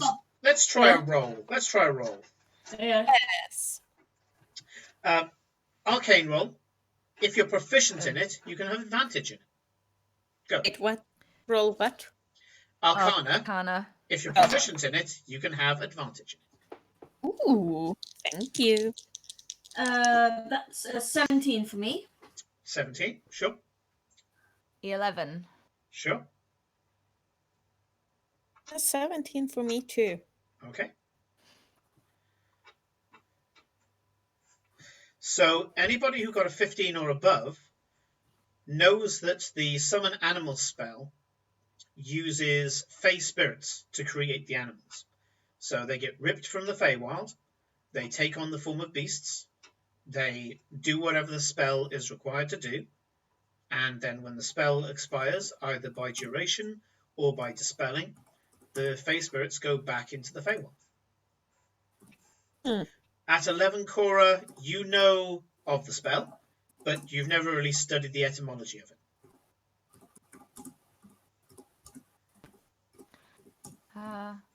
Etymology in this case being picking apart the runes. Yeah. So do I understand that he's been pulled from the Feywild? Like, I'm Not just trying to really. think what I... Not really. Somebody's going to have to fill in the gaps for you. Sure. Okay. But he's explaining anyway. He says, those who are familiar with the spell know that it's my kind that creates the animals in that moment. We are bound by a simple Arcadian pact, and we perform the duties and go back home. Except for me, it was slightly different. Halfway through casting the spell, my summoner got killed. Sometimes I can just stop the spell happening full stop, but he had already poured a certain amount of energy into it. That created me. I appeared on this plane as a cat, and I've been a cat ever since. At first, I thought I was a cat. I acted like a cat. I was bound to do catty things. And I've managed to convince myself over the years that I can't have an Arcadian pact with a dead person. And so, I've started to break my mold, little by little. How do you do the thing where you make people do what you say? I look at somebody who's stupider than I am, and I exert my will upon Right. Hey. You say from the other room.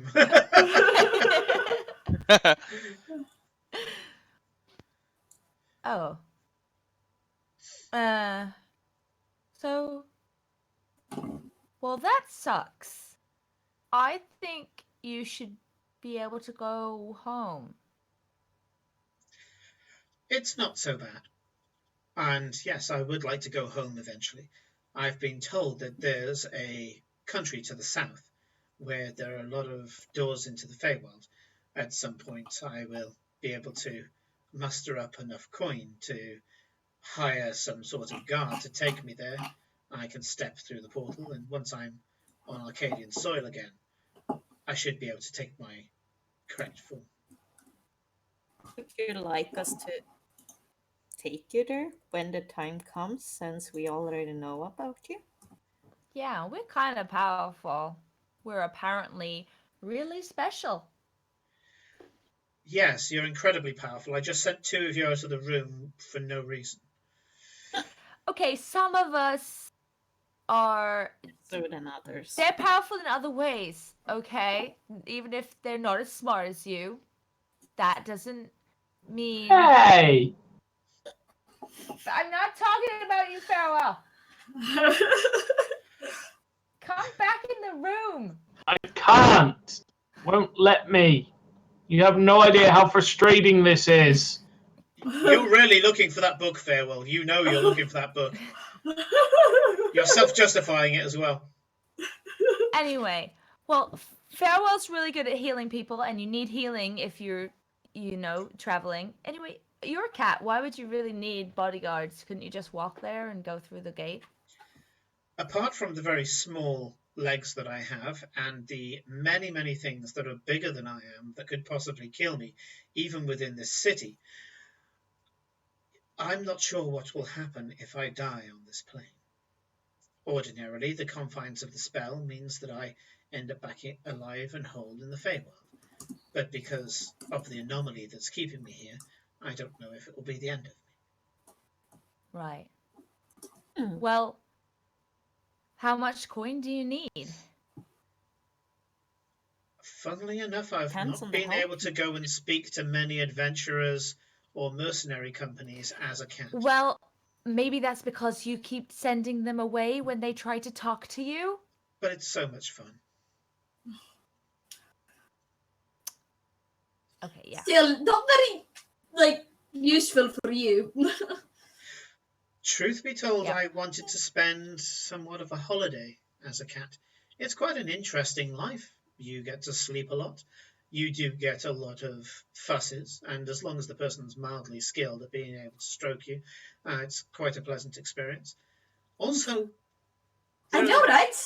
there are interesting physical sensations, being that in the Feywild, well, spirits like myself don't really have physical bodies, and we're normally small beads of light, or sometimes we take on certain forms, but we don't really have a body in the same way that you got to. Being a flesh and blood creature for a while has been interesting. For example, I didn't realize that cats licked their own behind. The first time I did it, it took me by surprise, and it was quite a bracing sensation. Okay, yeah. Great. Glad that's an interesting experience for you. How long have you been here? I've been here 3 years. Oh. Well, I think we should let you go. But apart from we're catnappers, we're pretty cool people, and you could always stay here, and it's safer here. And then or if you go, that's fine. But we could help you if you need to, because we've not You're a very really strange been out of the city. summerkin. What? Summerkin. Yes, very strange summerkin. I half expected you to want to eat me or kill me or something along those lines. But What's a summerkin, Cora? Do I know what a summerkin is? no. Does Eowyn know? I'm like, Eowyn? Yes, Cora. What's a summerkin? Do you know? A summerkin is a member of the Summer Court of Arcadia. Okay.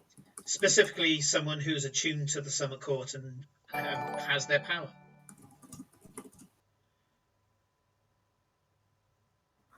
Right. Do you have? Sounds like fire.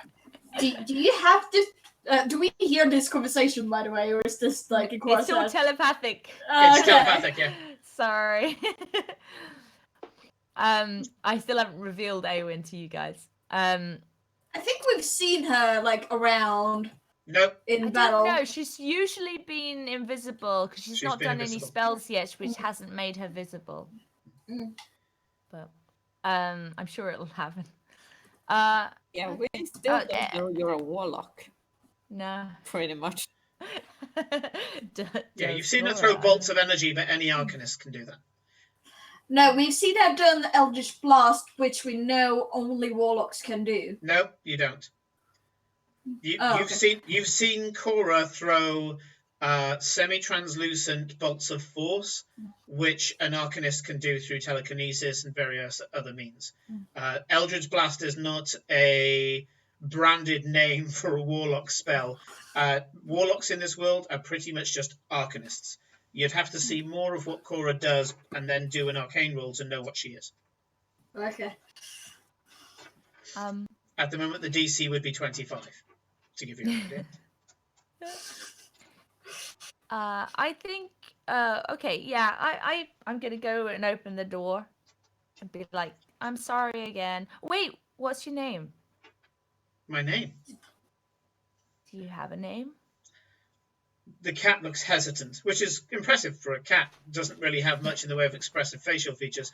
And the cat goes, Mittens. Mittens? Mittens. Yes, my name is Mittens. It's the only name that I've been given, okay? No, that's cool. That wasn't me. I was just I didn't hear. My name's Cora. Hello. This is Eclipse. This is Glory. And the two you sent out the room, which was a little bit rude, to be honest, was Farewell. He's the green one.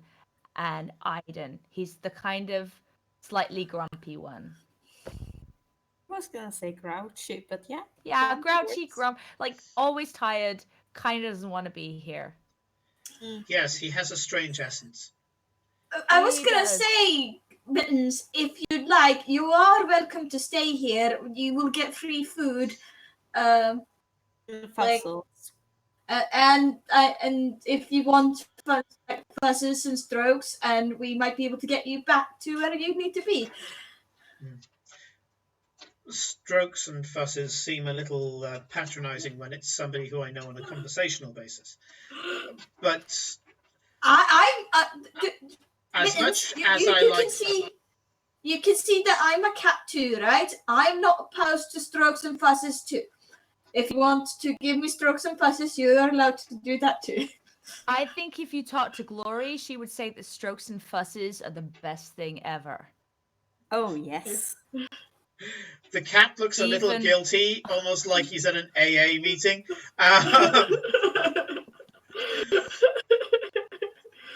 And you feel there may be a little bit of bravado, a little bit of masculinity coming out when he goes, I like the farm. You're welcome to visit, and I may visit you. When I'm ready to go to the Feywild, I may ask you to accompany me to Sylvania. Okay. All right. That would be lovely. You sure you don't want to be here? There's lots of food and there's rats. Nope. Don't push your welcome. He's nope. We already kidnapped him once. We should probably let him go. You are a very strange summerkin. I do think we can get you an... Is he talking to me specifically? Yeah, he's staring straight at you, Cora, and said, you are a very strange summerkin. Okay. When was the last time you killed someone? That's a strange question. What is a summerkin, Cora? I killed a rat the other day. Yesterday. DM. A rat. DM. Yep. Can I roll Arcana? For the term summerkin? Yes. Yeah, go on. That's a 4, so a 19. Sure. At a 19, you know that it's a Fey term, but you don't know a great deal more than that. You know that there's some kind of books and categorizations. You've probably gone past one of the books in the Great Library back in Skalra and seen, Tales of the Summerkin or something like that. And then you went straight past that to more interesting subjects. But you've seen the word. Yeah, you've certainly seen the word. Okay. And you know that has some sort of Fey origin, but then again, this cat's already explained that it's Fey origin. Yeah. A rat. I killed 3 rats yesterday. Oh no, this was like a giant rat that was filled with gore, like ooze. And It I wasn't mean, a you know, real I've killed people rat. before, but that's not. I don't like doing it. Then you are, as I say, a very strange summerkin. Summerkin, they take pleasure from wrath. What's a summerkin, Mittens? One such as her, they of the summer court, the wrathful ones, those of the burning fire, passion unending. And yet, Are you usually very angry, Cora? I haven't noticed. How That can seems you more not? Aiden's. Has 10 minutes passed? Are they Yeah. out of the room? Or are they Yeah. coming back in?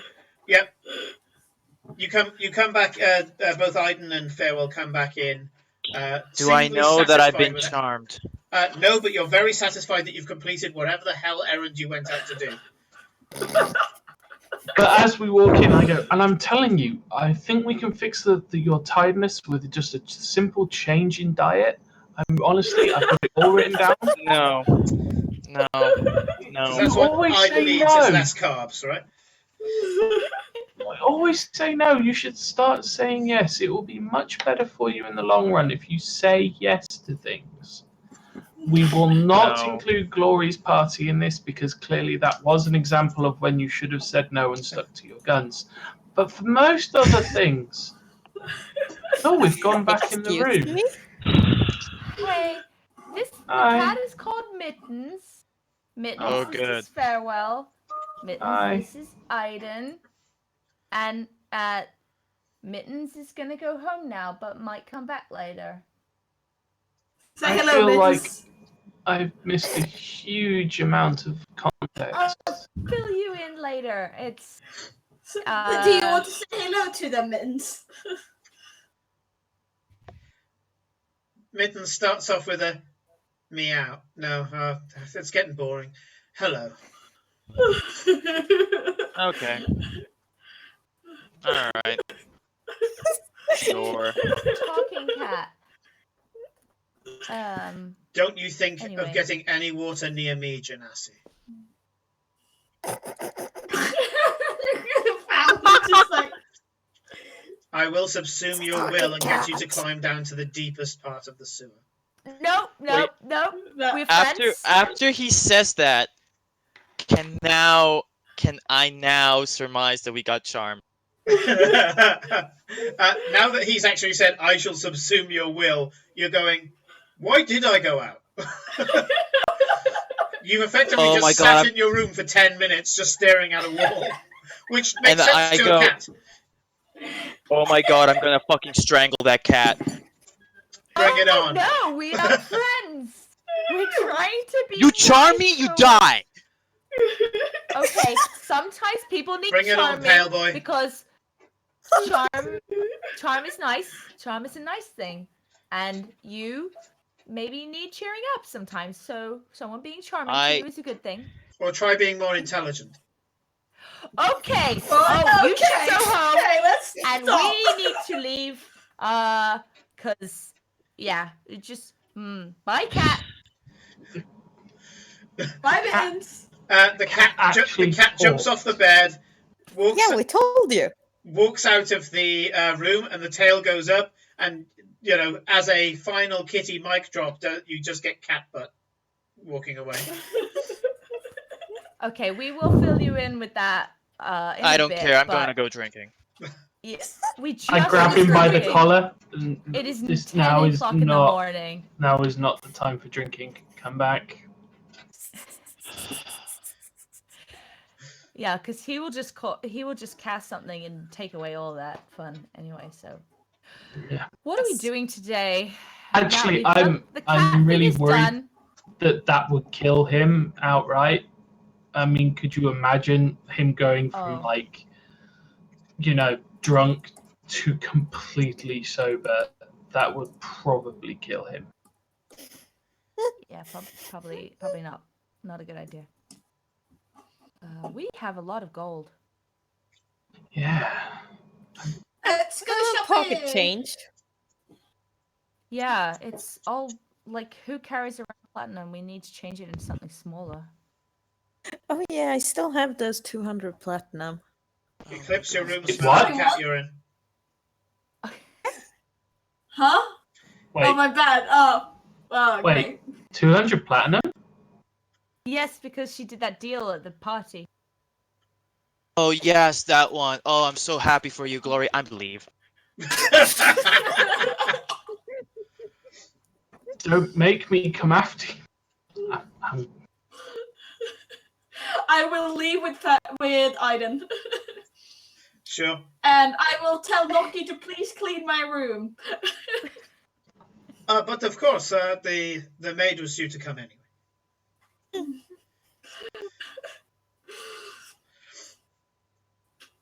I will ask Aiden to accompany me to the history guy. Do I have a History choice? tell. Well, No. he's coming to you, remember? Oh yeah, so no, wait, we're gonna sit here and drink while we wait for the history guy. Oh, is history guy coming here? Yep, he's coming. Okay, He's yeah. coming along with Jacob, who is the archaeologist. Yeah. Oh, that was arranged for today. I couldn't remember. Okay. Cool. Yes, So we're at a just time chilling that is until that convenient for happens. narrative. Yeah. No, Yeah. that's fine. Right. Anything else you guys would like to do? Farewell was talking before about using the warehouse. Yeah, I couldn't remember. So we just got use of a warehouse, but We got the for key. Done the nothing warehouse. specific. You've got the Yeah, keys to but, the like, warehouse I that can't you had your remember first why. mission in. Yes, but I can't remember why We what we got were going it. to use it for, apart from it's a hangout spot. Well, one Where of the the cool rats kids is go. being Three things. transported there for Farewell to do his experimentation. Amongst And other things. there is a certain amount of red dust that we have squirreled away that we've still not looked at. Completely metagaming to remind you, out of character. No. You were doing that out of character. I thought you were saying that in character. No, completely out of character. We've got Yeah, the red dust totally. that we also need to look at. That we also haven't told anyone else about. Yeah, that we haven't told anyone else about. But of course, we need to buy things and install stuff in there if we're going to Never actually actually use it. wandered around looking for things to buy. Excited? There must be exciting shops. We've not done a shopping thing apart from we've done a shopping clothing trip. When was the historian meant to turn up? Like, was there a time? The historian, I'm sure at the they time can that fix the it. players decide. Oh, okay. Literally Amazing. that conveniently. Okay. Yeah. So what you're trying to say is you want to find your Gilmore. No. No, I'm not going to put that sort of pressure on Simon. All I'm going to say is Rodrigo gets to seduce him. That's all I'm going to say. Well, here's the next Yeah. character. No. This is when Rodrigo will come out of his shell and it'll just be like, what the fuck? What did Aiden do? It's beautiful, man. It's beautiful. So what should we do now? Now that we've done the cat thing, which I'm gonna wait here for my for Jacob and other guy. I can't remember his name. Jacob and Garrett.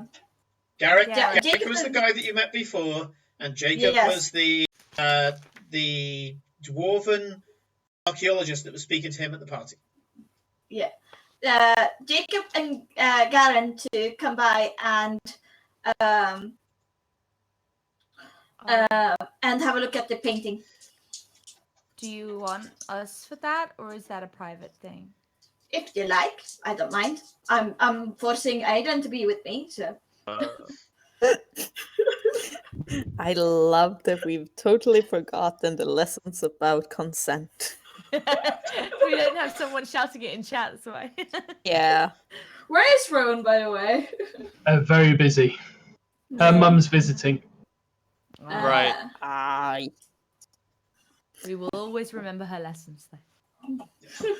Remember, but not follow. Yeah. So yes, the historian is Garrett Alderman. Yes. We could go shop shopping. Like, see if we find something nice.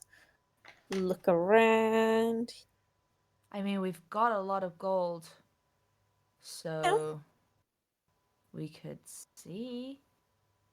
I mean, it's hard to know what we need, considering it seems like we can get basically anything we want from this screen, but I don't know. We could check the if the ships have brought home anything interesting today. I've heard that We some could, and then we days could check they out the bring warehouse at in the same time.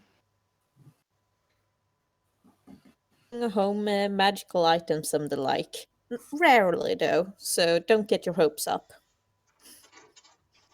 I'm up for a trip to the docks, Sure. and maybe when we get back, we'll still be in time for the historian.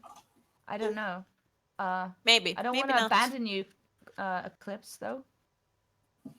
No, that's alright. Again, I have Aiden with me, so I should be fine. Oh, yeah. Okay, I did say that this will happen whenever you guys say so. You can be part of all the session if you want. So we're going to go to the promenade, which is the street that's going along all the piers, and also where the warehouse is. Mm-hmm. That's where you say you're going. Why not? Okay. Yeah.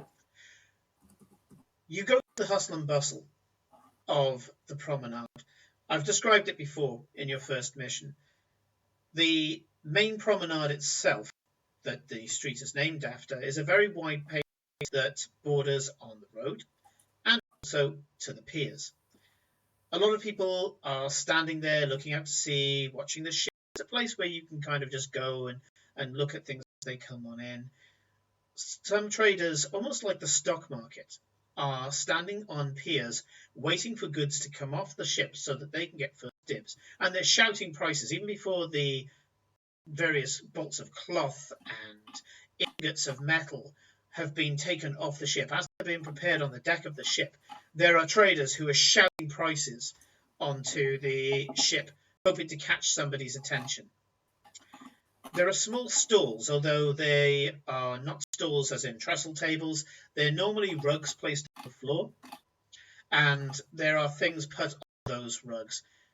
Normally people who have, especially sailors, who have picked up various things themselves, speculative buying by the sailors in the various ports, then taking it to the next port and using their shore leave to do a little bit of trading themselves.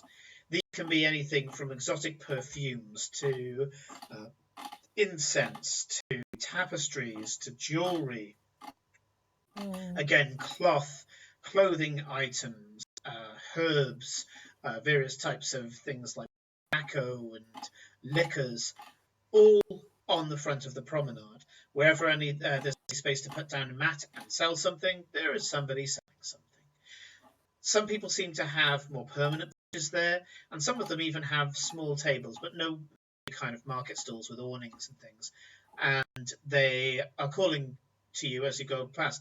Please, beautiful lady, this dress, perfect on you. As you walk past, what kind of things are you looking for? Or keeping an eye out for?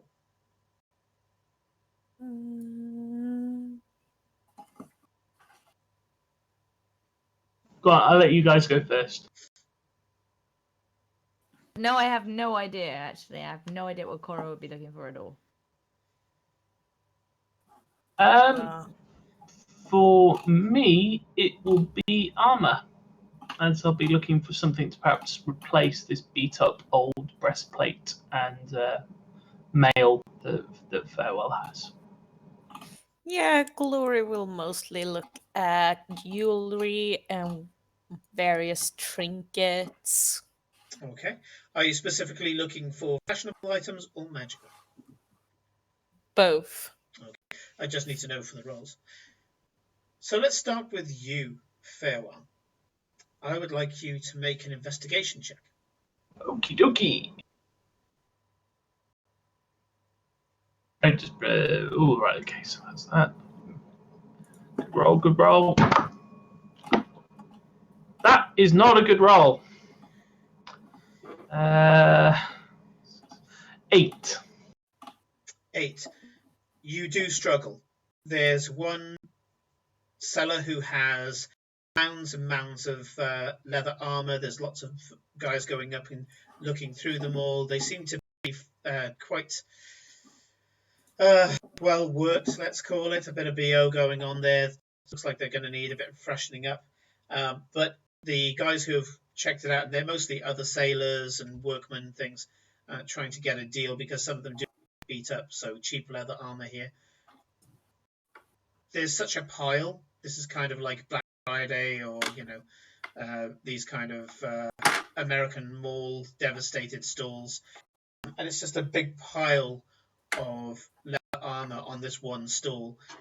You start picking it all, but the second that you start trying to make sense of it all, someone throws a piece of leather armor on top of what you're looking at, and it's just a bit of a mess. You could try speaking to the owner of the stall then. Nah, I think this is be a little bit frustrating for him as he sort of like will just mill around and just sort of try and get back to browsing and be really disappointed with it himself. You do see some of the stalls have chainmail items, and you do see a kite shield that's being currently sold, but none of them are particularly noteworthy. None of them are better than the things you have. By the way, Simon, I was going to say if we can have the meeting pretty soon, that'd be cool. See if we can get it done this session. Yeah, we'll try to fit it in. So the other thing was trinkets and jewelry from Glory. So Glory, what did you say you were looking for magical as well as fashionable, or just fashionable? Okay, so give me an Arcana check. Yes.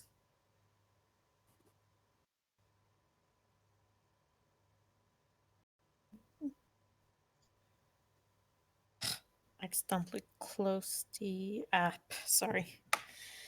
That is a 19 plus 4, so 23. 23. Okay, yep. You do find a few small baubles and trinkets of interest. So one of them is a bauble of light. It's a lovely little stylized lantern with semi-precious gemstones in the shape of a lantern, and that's kind of got gold edging. There's a tiny little glimmer, tiny point of light, and as you're looking at it, the young woman at the stall, she's a half-orc, and she's wearing vestments that might look like cleric vestments, like Farewell's. She goes, "Oh, I see you're looking at the light charm. Please, let me show you." She picks it up, and with a flourish, it sheds a bright light for 30 foot. Everyone looks at it, and there's like, ooh. And a few people kind of there muttering, going, "Oh, it's going to be too expensive." Are you interested? We have a few other items as well, if you're interested. Yes, do show me. Of course. Would you mind passing those over there? And a small halfling woman turns around and picks up another set of baubles. You notice there's a lot of baubles and rings and things. And she says, "So these here are feature baubles. Each one has an illusion inside of them. I'm afraid it's a fixed illusion. And it repeats over a single minute." So she picks up the one. It's a small bauble, and it is in the shape of kind of like either a goblin's head or a troll's head. You're not quite sure. She picks it up, concentrates on it, and an illusion of a troll appears in the street. Suddenly there's this huge gasp, and she goes, "It's okay, everybody, just with Corellin. Nothing to worry about. Please enjoy. Come up. You can try and touch it if you wish. Your hand will go straight through." One of the sailors kind of laughs at his reaction because he was scared. Walks straight up and puts his hand through the troll's arm, at which point there's a certain amount of laughter, and a little boy walks up and pulls out his toy sword and goes, "Ha!" and puts the sword into the illusionary troll's stomach. He goes, "I'm a hero!" Hey. Aw, The troll then roars. It's adorable. You said they had different ones? Yes, by all means. And passes the bauble to the halfling, who holds it and concentrates on it for a second. And she goes, "I'm good, I've got it." She goes, "These illusions, I'm afraid, only happen once per day. They are obviously renewed by the light of Sahani, the moon goddess. So enjoy them while you can. This one is one of my favorites." She pulls out another one that seems to be in the shape of a winged serpent. She holds it up and says, "By Corellan's grace," kind of selling the fact that, doing a bit of God here. And as she does so, a large, beautiful golden serpent just spirals through the air with wings of silver. It's got two beautiful, big sapphire eyes, tongue that's this bright, vibrant pink, lashes out, and it gives a silent hiss and flies over the crowds a little. And she says, "This is known as a coatl." Ooh. There's a lot of people eyeing it up, and one of the more well-to-do merchants that was walking along walks up and says, "How much for that one?" It's a tiefling gentleman, and says, "How much for that one? My husband would love it." At which point she says, "It is 120 drakes, I'm afraid." He goes, "Cheap at half the price." Pulls out 12 platinum from his pocket, places it on the table. There's a lot of looks. Some people are impressed, some people are disdainful, and he holds out his hand. She places it in his hand, and she goes, "Before I let go, you need to concentrate on it. Focus. Are you arcane trained?" "I am, don't worry. I can hold focus on it." And he holds the trinket up, and he sees that a lot of people are looking at the winged serpent, and he starts to move his hand around. The serpent kind of looks like it's flying over the crowd, but you realize it's kind of fixed. As he moves his hand, it's just moving around a little bit. And he says, "It's very well done. Very well done, thank you." Then she turns back to Glory and says, "We have mundane ones, bears. We have one that's a stylized form of an angel. I don't know if it's exactly what an angel looks like. We've got this one here, which is a wooden nymph. There's lots of different illusions. Largely, they're just for parties, but Corellan works in many ways, and inspiration and folly is a way to open up the mind." Hmm. Interesting. how much are these? The rarer creatures, the ones that took a little more research to get right, are 120 drakes, well, up to 120 drakes, like the winged serpent over there. But this one here, and she points at one that is quite clearly a rabbit with big kind of comical ears. This one here is only 30 gold. Hmm. Interesting. Had other things too, right? Yes, we have the light charm. Or We have are- the is it illusionary on- charms.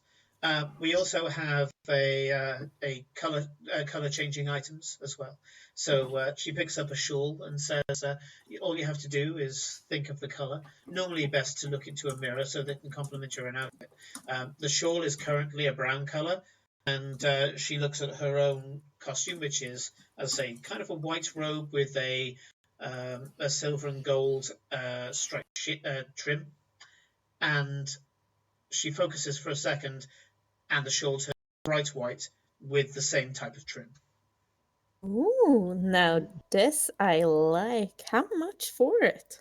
This is 80 drakes. Can you repeat that? 80 drakes. 80 gold. Okay. Hmm.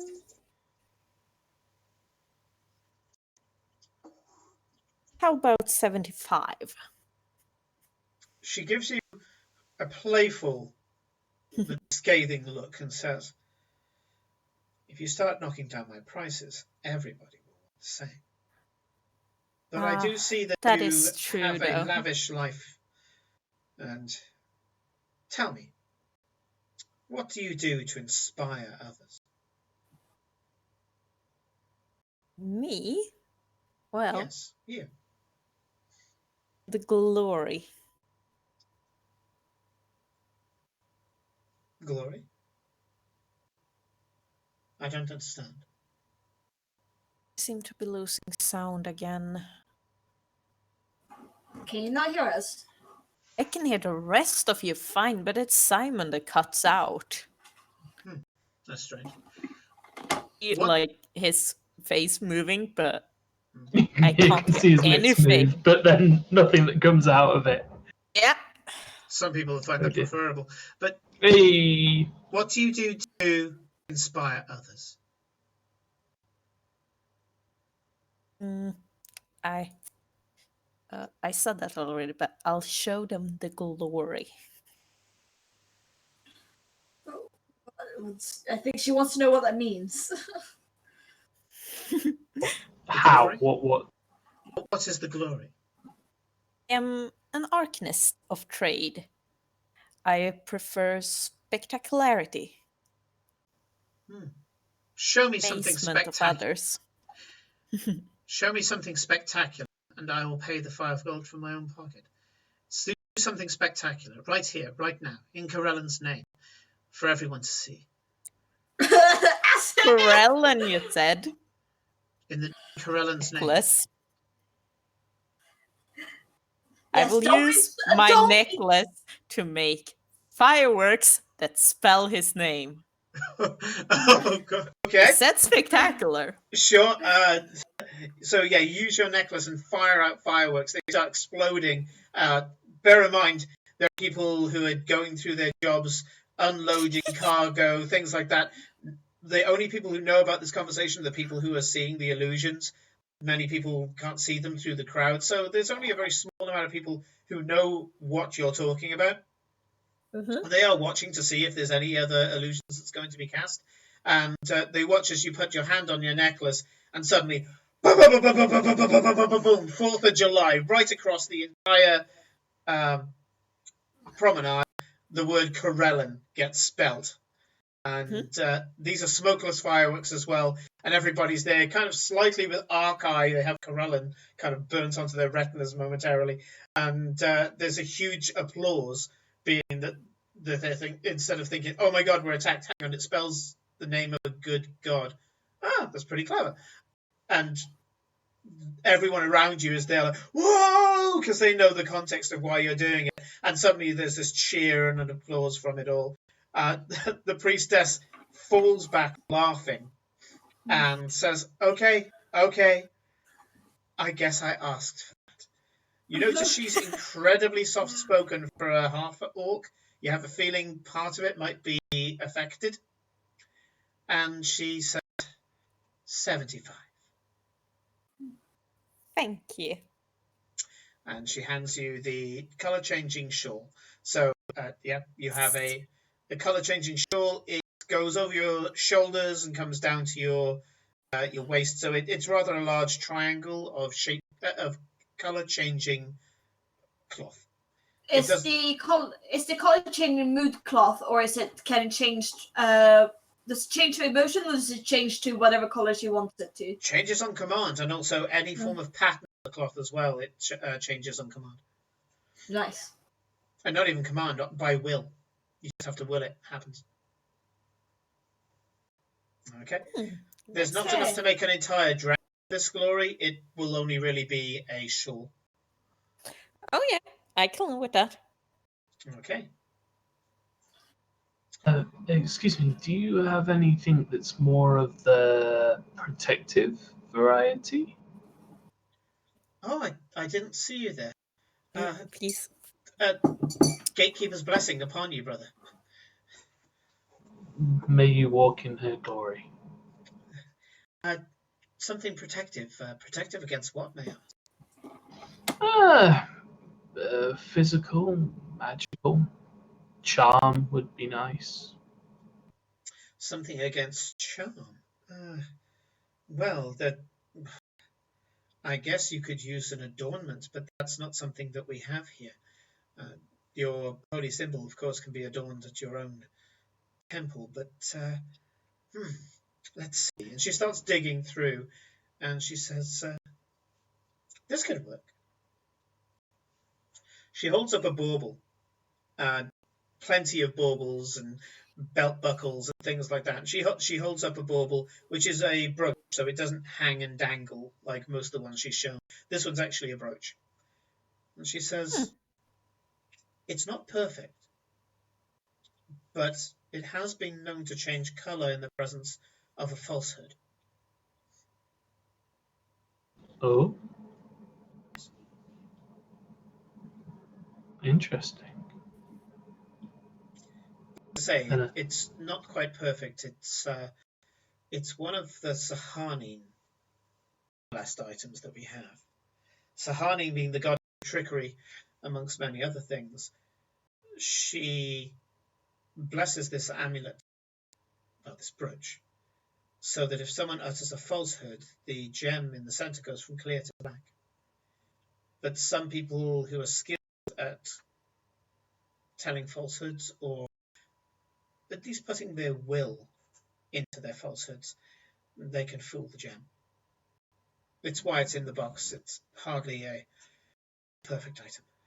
But sometimes I guess when it works, it does help you. When it does black, it's guaranteed that they're lying. Useful. Perhaps not for me. Insightfulness is something I can do. What I was thinking, maybe if you don't have anything that's magical, how about just straight up getting hit? My friends tend to get hit a lot, so it might be something that I can pass on to them. Well, we have nothing like Glory's item, but I could potentially have something sourced. The only thing I can really think of is a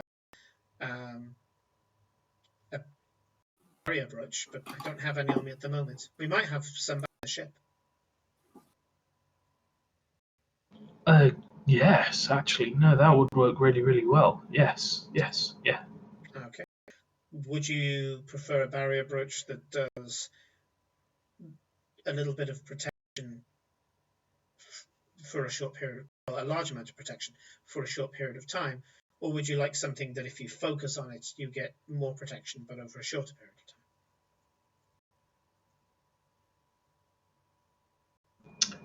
I think the former rather than the latter, considering some of the stuff we go up against. Very well. I'll be right back.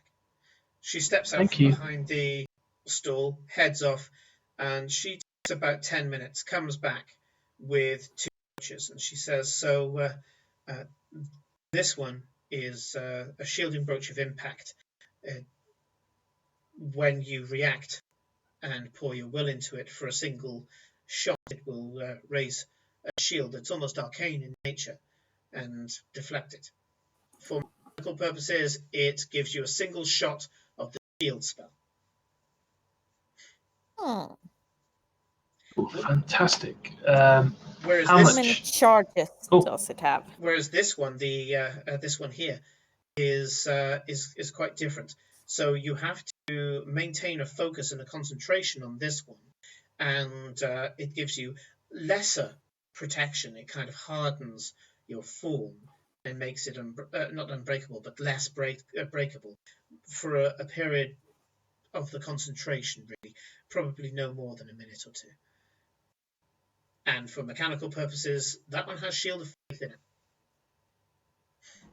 Permanent +1 as long as you AC, as long as you maintain concentration. For 1 minute, yeah. And these both are recharged by sunrise. They're both blessings of Palo. Hmm. Paylor and I get on. To be honest, I think the first brooch is more what I was thinking of. Very well. She places the item in front of you and she says, that is 200 drakes. Oh. I will probably be back later. I don't How have much that did kind he of say? gold. 200. 200. 200 drakes. Drakes, that's gold, right? 200 Yeah. gold, yeah. A drake is a gold. Gold. How many platinum is that? 20. 20. 20. Mhm. Yeah, sure. What are you buying? You can give me back the money next time we get a larger pay. The Yeah. cleric steps forward and says, Corellan's blessings upon you. That is a very generous thing to do, to support your friend here and to support the servant of the good gods.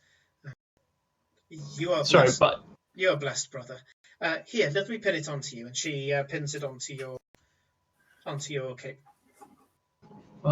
sorry, my Discord skipped, so I just missed the entirety of that last little bit. Basically, Did Glory Glory paid actually for pay it. for it, or did she say she was going to maybe get it later? No, I said Glory. I'll She said- pay for it now and you can give it back next time we get a large pay. Oh, Oh. Thank you. It's not a problem. That's really kind. Thank you so much. The bonds of friendship.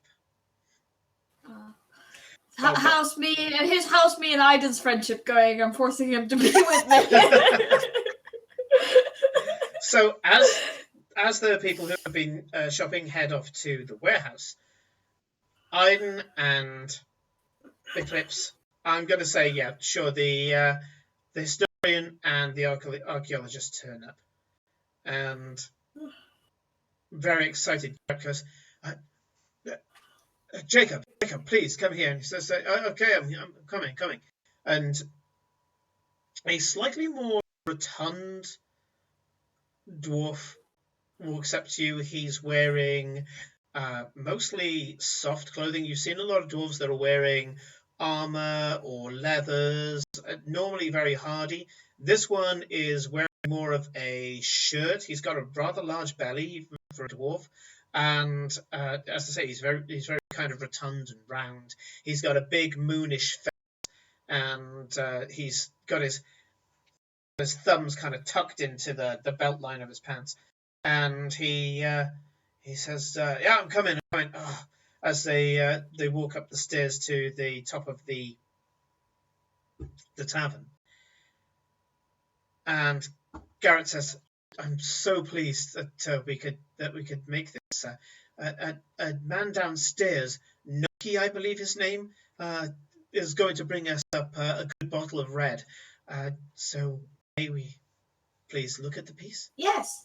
By the way, this is Aiden. He's one of my friends. He's A fellow scholar, I have no doubt. Hello, sir. Stay here. So, are you as excited as I am to see this No. piece of art? Oh, yes, well, yes, he is. Let's go. all right. He's a little understated. Sorry, I wear my heart on my sleeve when it comes to the enthusiasms of the mind. Please, Eclipse, lead on. And you lead them into your bedroom, which thankfully no longer smells of cat piss. And he goes, oh my word, there it is.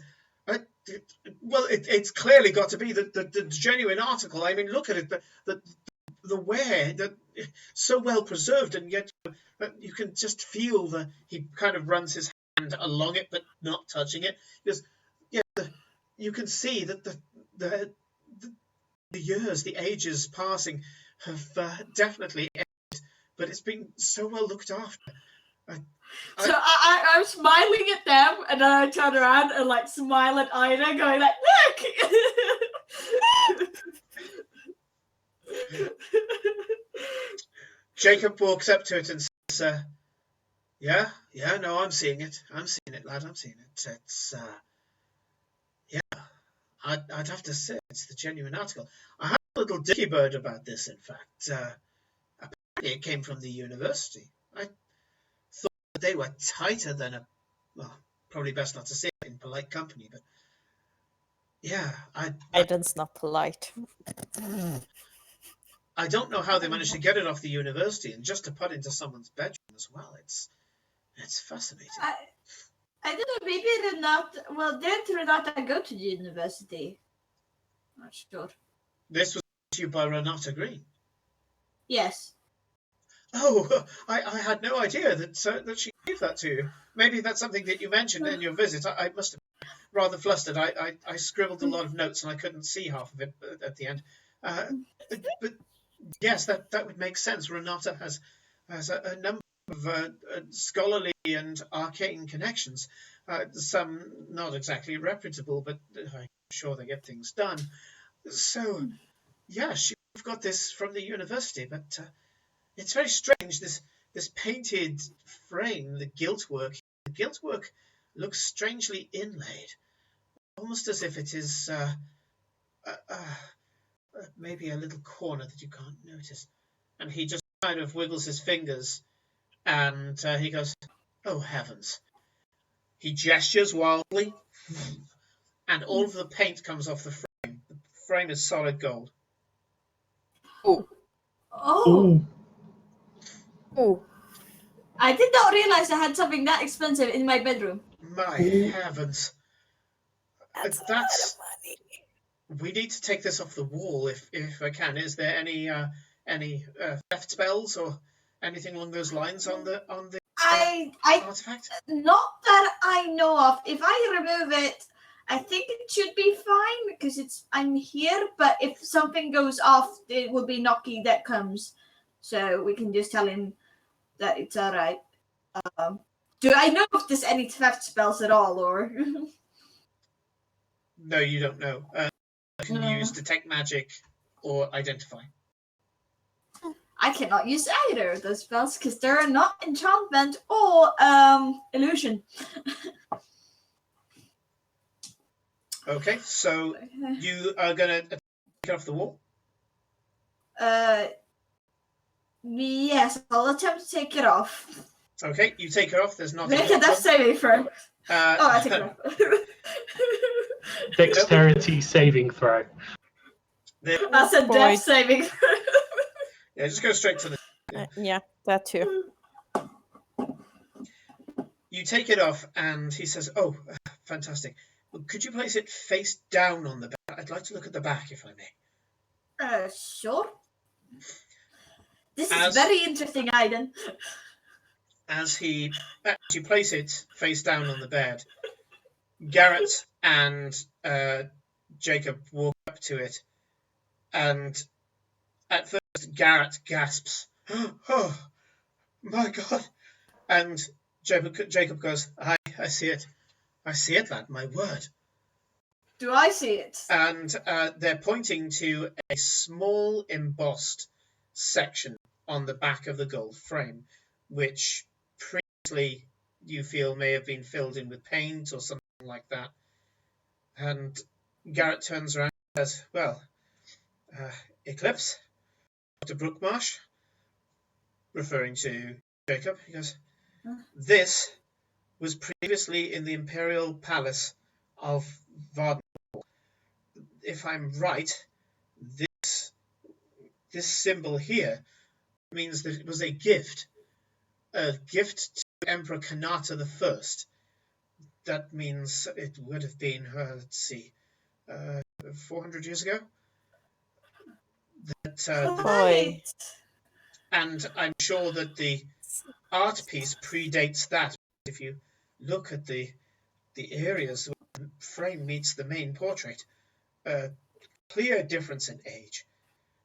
He gestures with his fingers, and the painting rises up into the air, turns around so it's facing face up again, and he says, "This we must study. You see, these kind of paintings, it is said that there's some sort of mathematical formula of the placement of various pieces. you look for straight lines, lines that connect across the page. For example, I just picked something at random here. If you follow this fern leaf and you follow the curve, it would end around about here, which is the top of the lion's ear.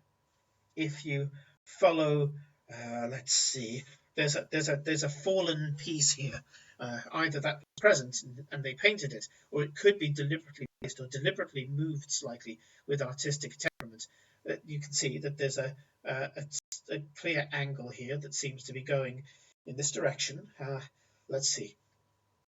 And he grabs hold of 2 wands from his robe, and he places the wands at the 2 angles, and he says, now if you see here, this one coincides with that bird of paradise, and this one coincides with that orb, whatever that orb is on the corner of the painting. It's an enigma. It's to be able to get an idea of why it's pointing to those symbols, and whether it is pointing to those symbols, or maybe we're looking in the wrong direction, it's pointing backwards.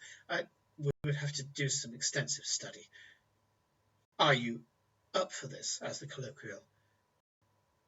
Yes, very much so. If this can lead me anywhere in closer to this, very much so. I did ask Renata about the painting, and she did not mention that it was solid gold frame or that it was that old. She just thought she didn't really tell me where it was from. She said she had it in a warehouse or something like that. Well, the pressures of being at the top of such an organization as this, it's possible she hasn't seen the painting at all. She merely ordered it out of the inventory of this warehouse and into your room. She probably has no idea what she's got. I would say, in the interests of honesty, you would probably need to tell her what a prized artifact you have. And, yes, very much so. And ask her what she would like done with it. For one thing, she would probably want to put the aforementioned anti-theft spells onto the item. And I would say, let me see, that if taken into account the real value of the frame and the age and yet excellent condition of the portrait, and the quite clear use of iconography and historical context, which means that not only is it a piece of genuine and historical art, but also may be an enigma in and of itself, I would rate the price of this painting somewhere in the be bold. I would put it, and Jacob pipes up and says, I'd say around about 3,500. Just give or take. Depends on the interest of the buyer. I assume. Shit. 3,500 for a fanatic, probably double that. Get 2 fanatics in a room, you might be looking at a decent. Oh, that's a lot. You should probably tell Renata before you end up getting any of getting any wine or anything of it. I mean, I'm sure she'll be able to use prestidigitation or something on it, but you got to be careful with these things. You know, they tend to pick up a little bit of essence, a little bit of magic of their own. You start applying cleaning magic to it. You can see it. You can see it. Sometimes it cleans out a little bit too much. You make it less antique. But no, I mean, this is very much up my street. I mean, Garrett might need a patient in a minute to help him breathe, but this is actually my thing. I'm very, very happy to see it. I would say that typically, if they've gone into a lot of trouble, and Garrett's not just imagining the iconography here, this could even be some sort of map parallel. So, for example, the bird of paradise could be representative of something. The little sphere that's on the corner of the painting, we could take it out the frame, see if the rest of the sphere's there, or if it's some spherical side of something. Maybe it could be a skull in a particular direction. If you have a look at the whole thing, You could maybe make the icons match up with certain landmarks, and you could have the angles pointing to the. To where it is, it could be a key to the entrance. It could be, or we could just be guilty of being conspiracy theorists and we're about to set an expedition off for nothing. I would like to say I've never done that, but I have many times. Well, we're not gonna get anywhere if we too cautious. Yep, that's what I said before I ended up sinking 300 gold into going into a godforsaken swamp. I came back with alligator's teeth. I can guarantee you not 300 gold's worth. So yeah, that was fun. But no, we can look into it. The thing, Lars, is that what you got here is a theory, a hypothesis that we can start looking at. And there's one thing we like. It's a good hypothesis. It should send us hopefully in a decent direction. And if it's anywhere near a Duradon artifact, you could end up finding yourself in a peck of trouble. So I hope that your friends live up to their reputation and that you didn't just go down into the sewer and just guy out. You just found him around a corner or something. I'm told that you had some sort of epic battle with a hole full of tentacles. So It's working. after something like full of that. tentacles, it's like a bad dream. Yeah. Yeah, it wasn't very nice. We also fought these really nasty ooze rats as well. They were not nice. Ooze rats. I've never heard of ooze rats before. As in, they were appeared as normal giant rats, but they were actually ooze in disguise, disguising itself as giant rats. It was very weird. I don't want to say you're mistaken, miss, but you might be mistaken. Oozes don't really do that. They're simple life forms. Normally arcane in nature, or they've been made by like the abyss or something. That's the thing. They're that simple that they are like the most basic form of created life. Some of them, they'll take on certain aspects of wherever they've come from, but no. It was acting like a parasite. It was like eating the rat from the inside out. Oh yeah, a noose will do that, but what you saw was a rat with a noose inside. So yeah, they don't take the forms of other things. That's just not done. No, of course they don't. No. Yeah. Yes, you're very right. Hang on, I need to do a spot patronizing roll. Just so you know, Simon. It is. Yeah. Oh no, I was actually going to say that Rodrigo didn't have his image on, but he now has, so ignore that. Yeah, I spotted it. I put a mask over Rodrigo. I do apologize. So, Aiden, what do you make of this? What's your opinion? Are you ready for adventure, son?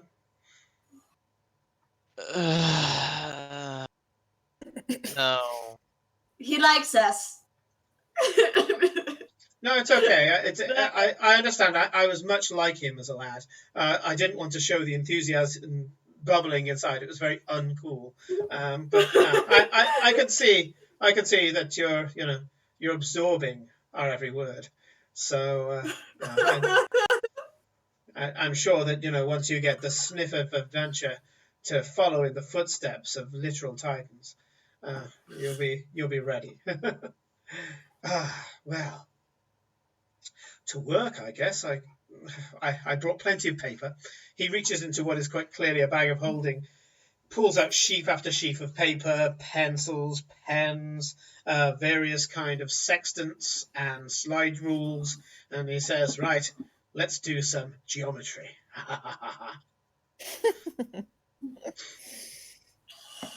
So we have fun with geometry, and is that where you leave us this week? Fun with maths. That's a place to finish. So. Well, that's just terrifying, isn't it? Fun with maths. Torture all on its own. I'm so sorry, Rodrigo. Yeah, I'm This not will be entirely fun, sure she what said. to put in that Aiden would start being enthusiastic about it. Or it might just be a case of Aiden's not enthusiastic about anything, just get the story going and he'll come along for the ride. So, yeah. All right, let's let's just quickly switch over to the chat. So have a look at, see who's in there. We can see Rattle. Hello again. And Seekian. It's been mainly Rattle and Seeking, I think, today. We've been by Lena Bug 4, so hello, and I hope you enjoyed what is a slightly more sedate session. If you look at some of our earlier sessions, we've had a few, so this is a catch-up session. And Geothar has been watching us for a while as well. So hello, everybody.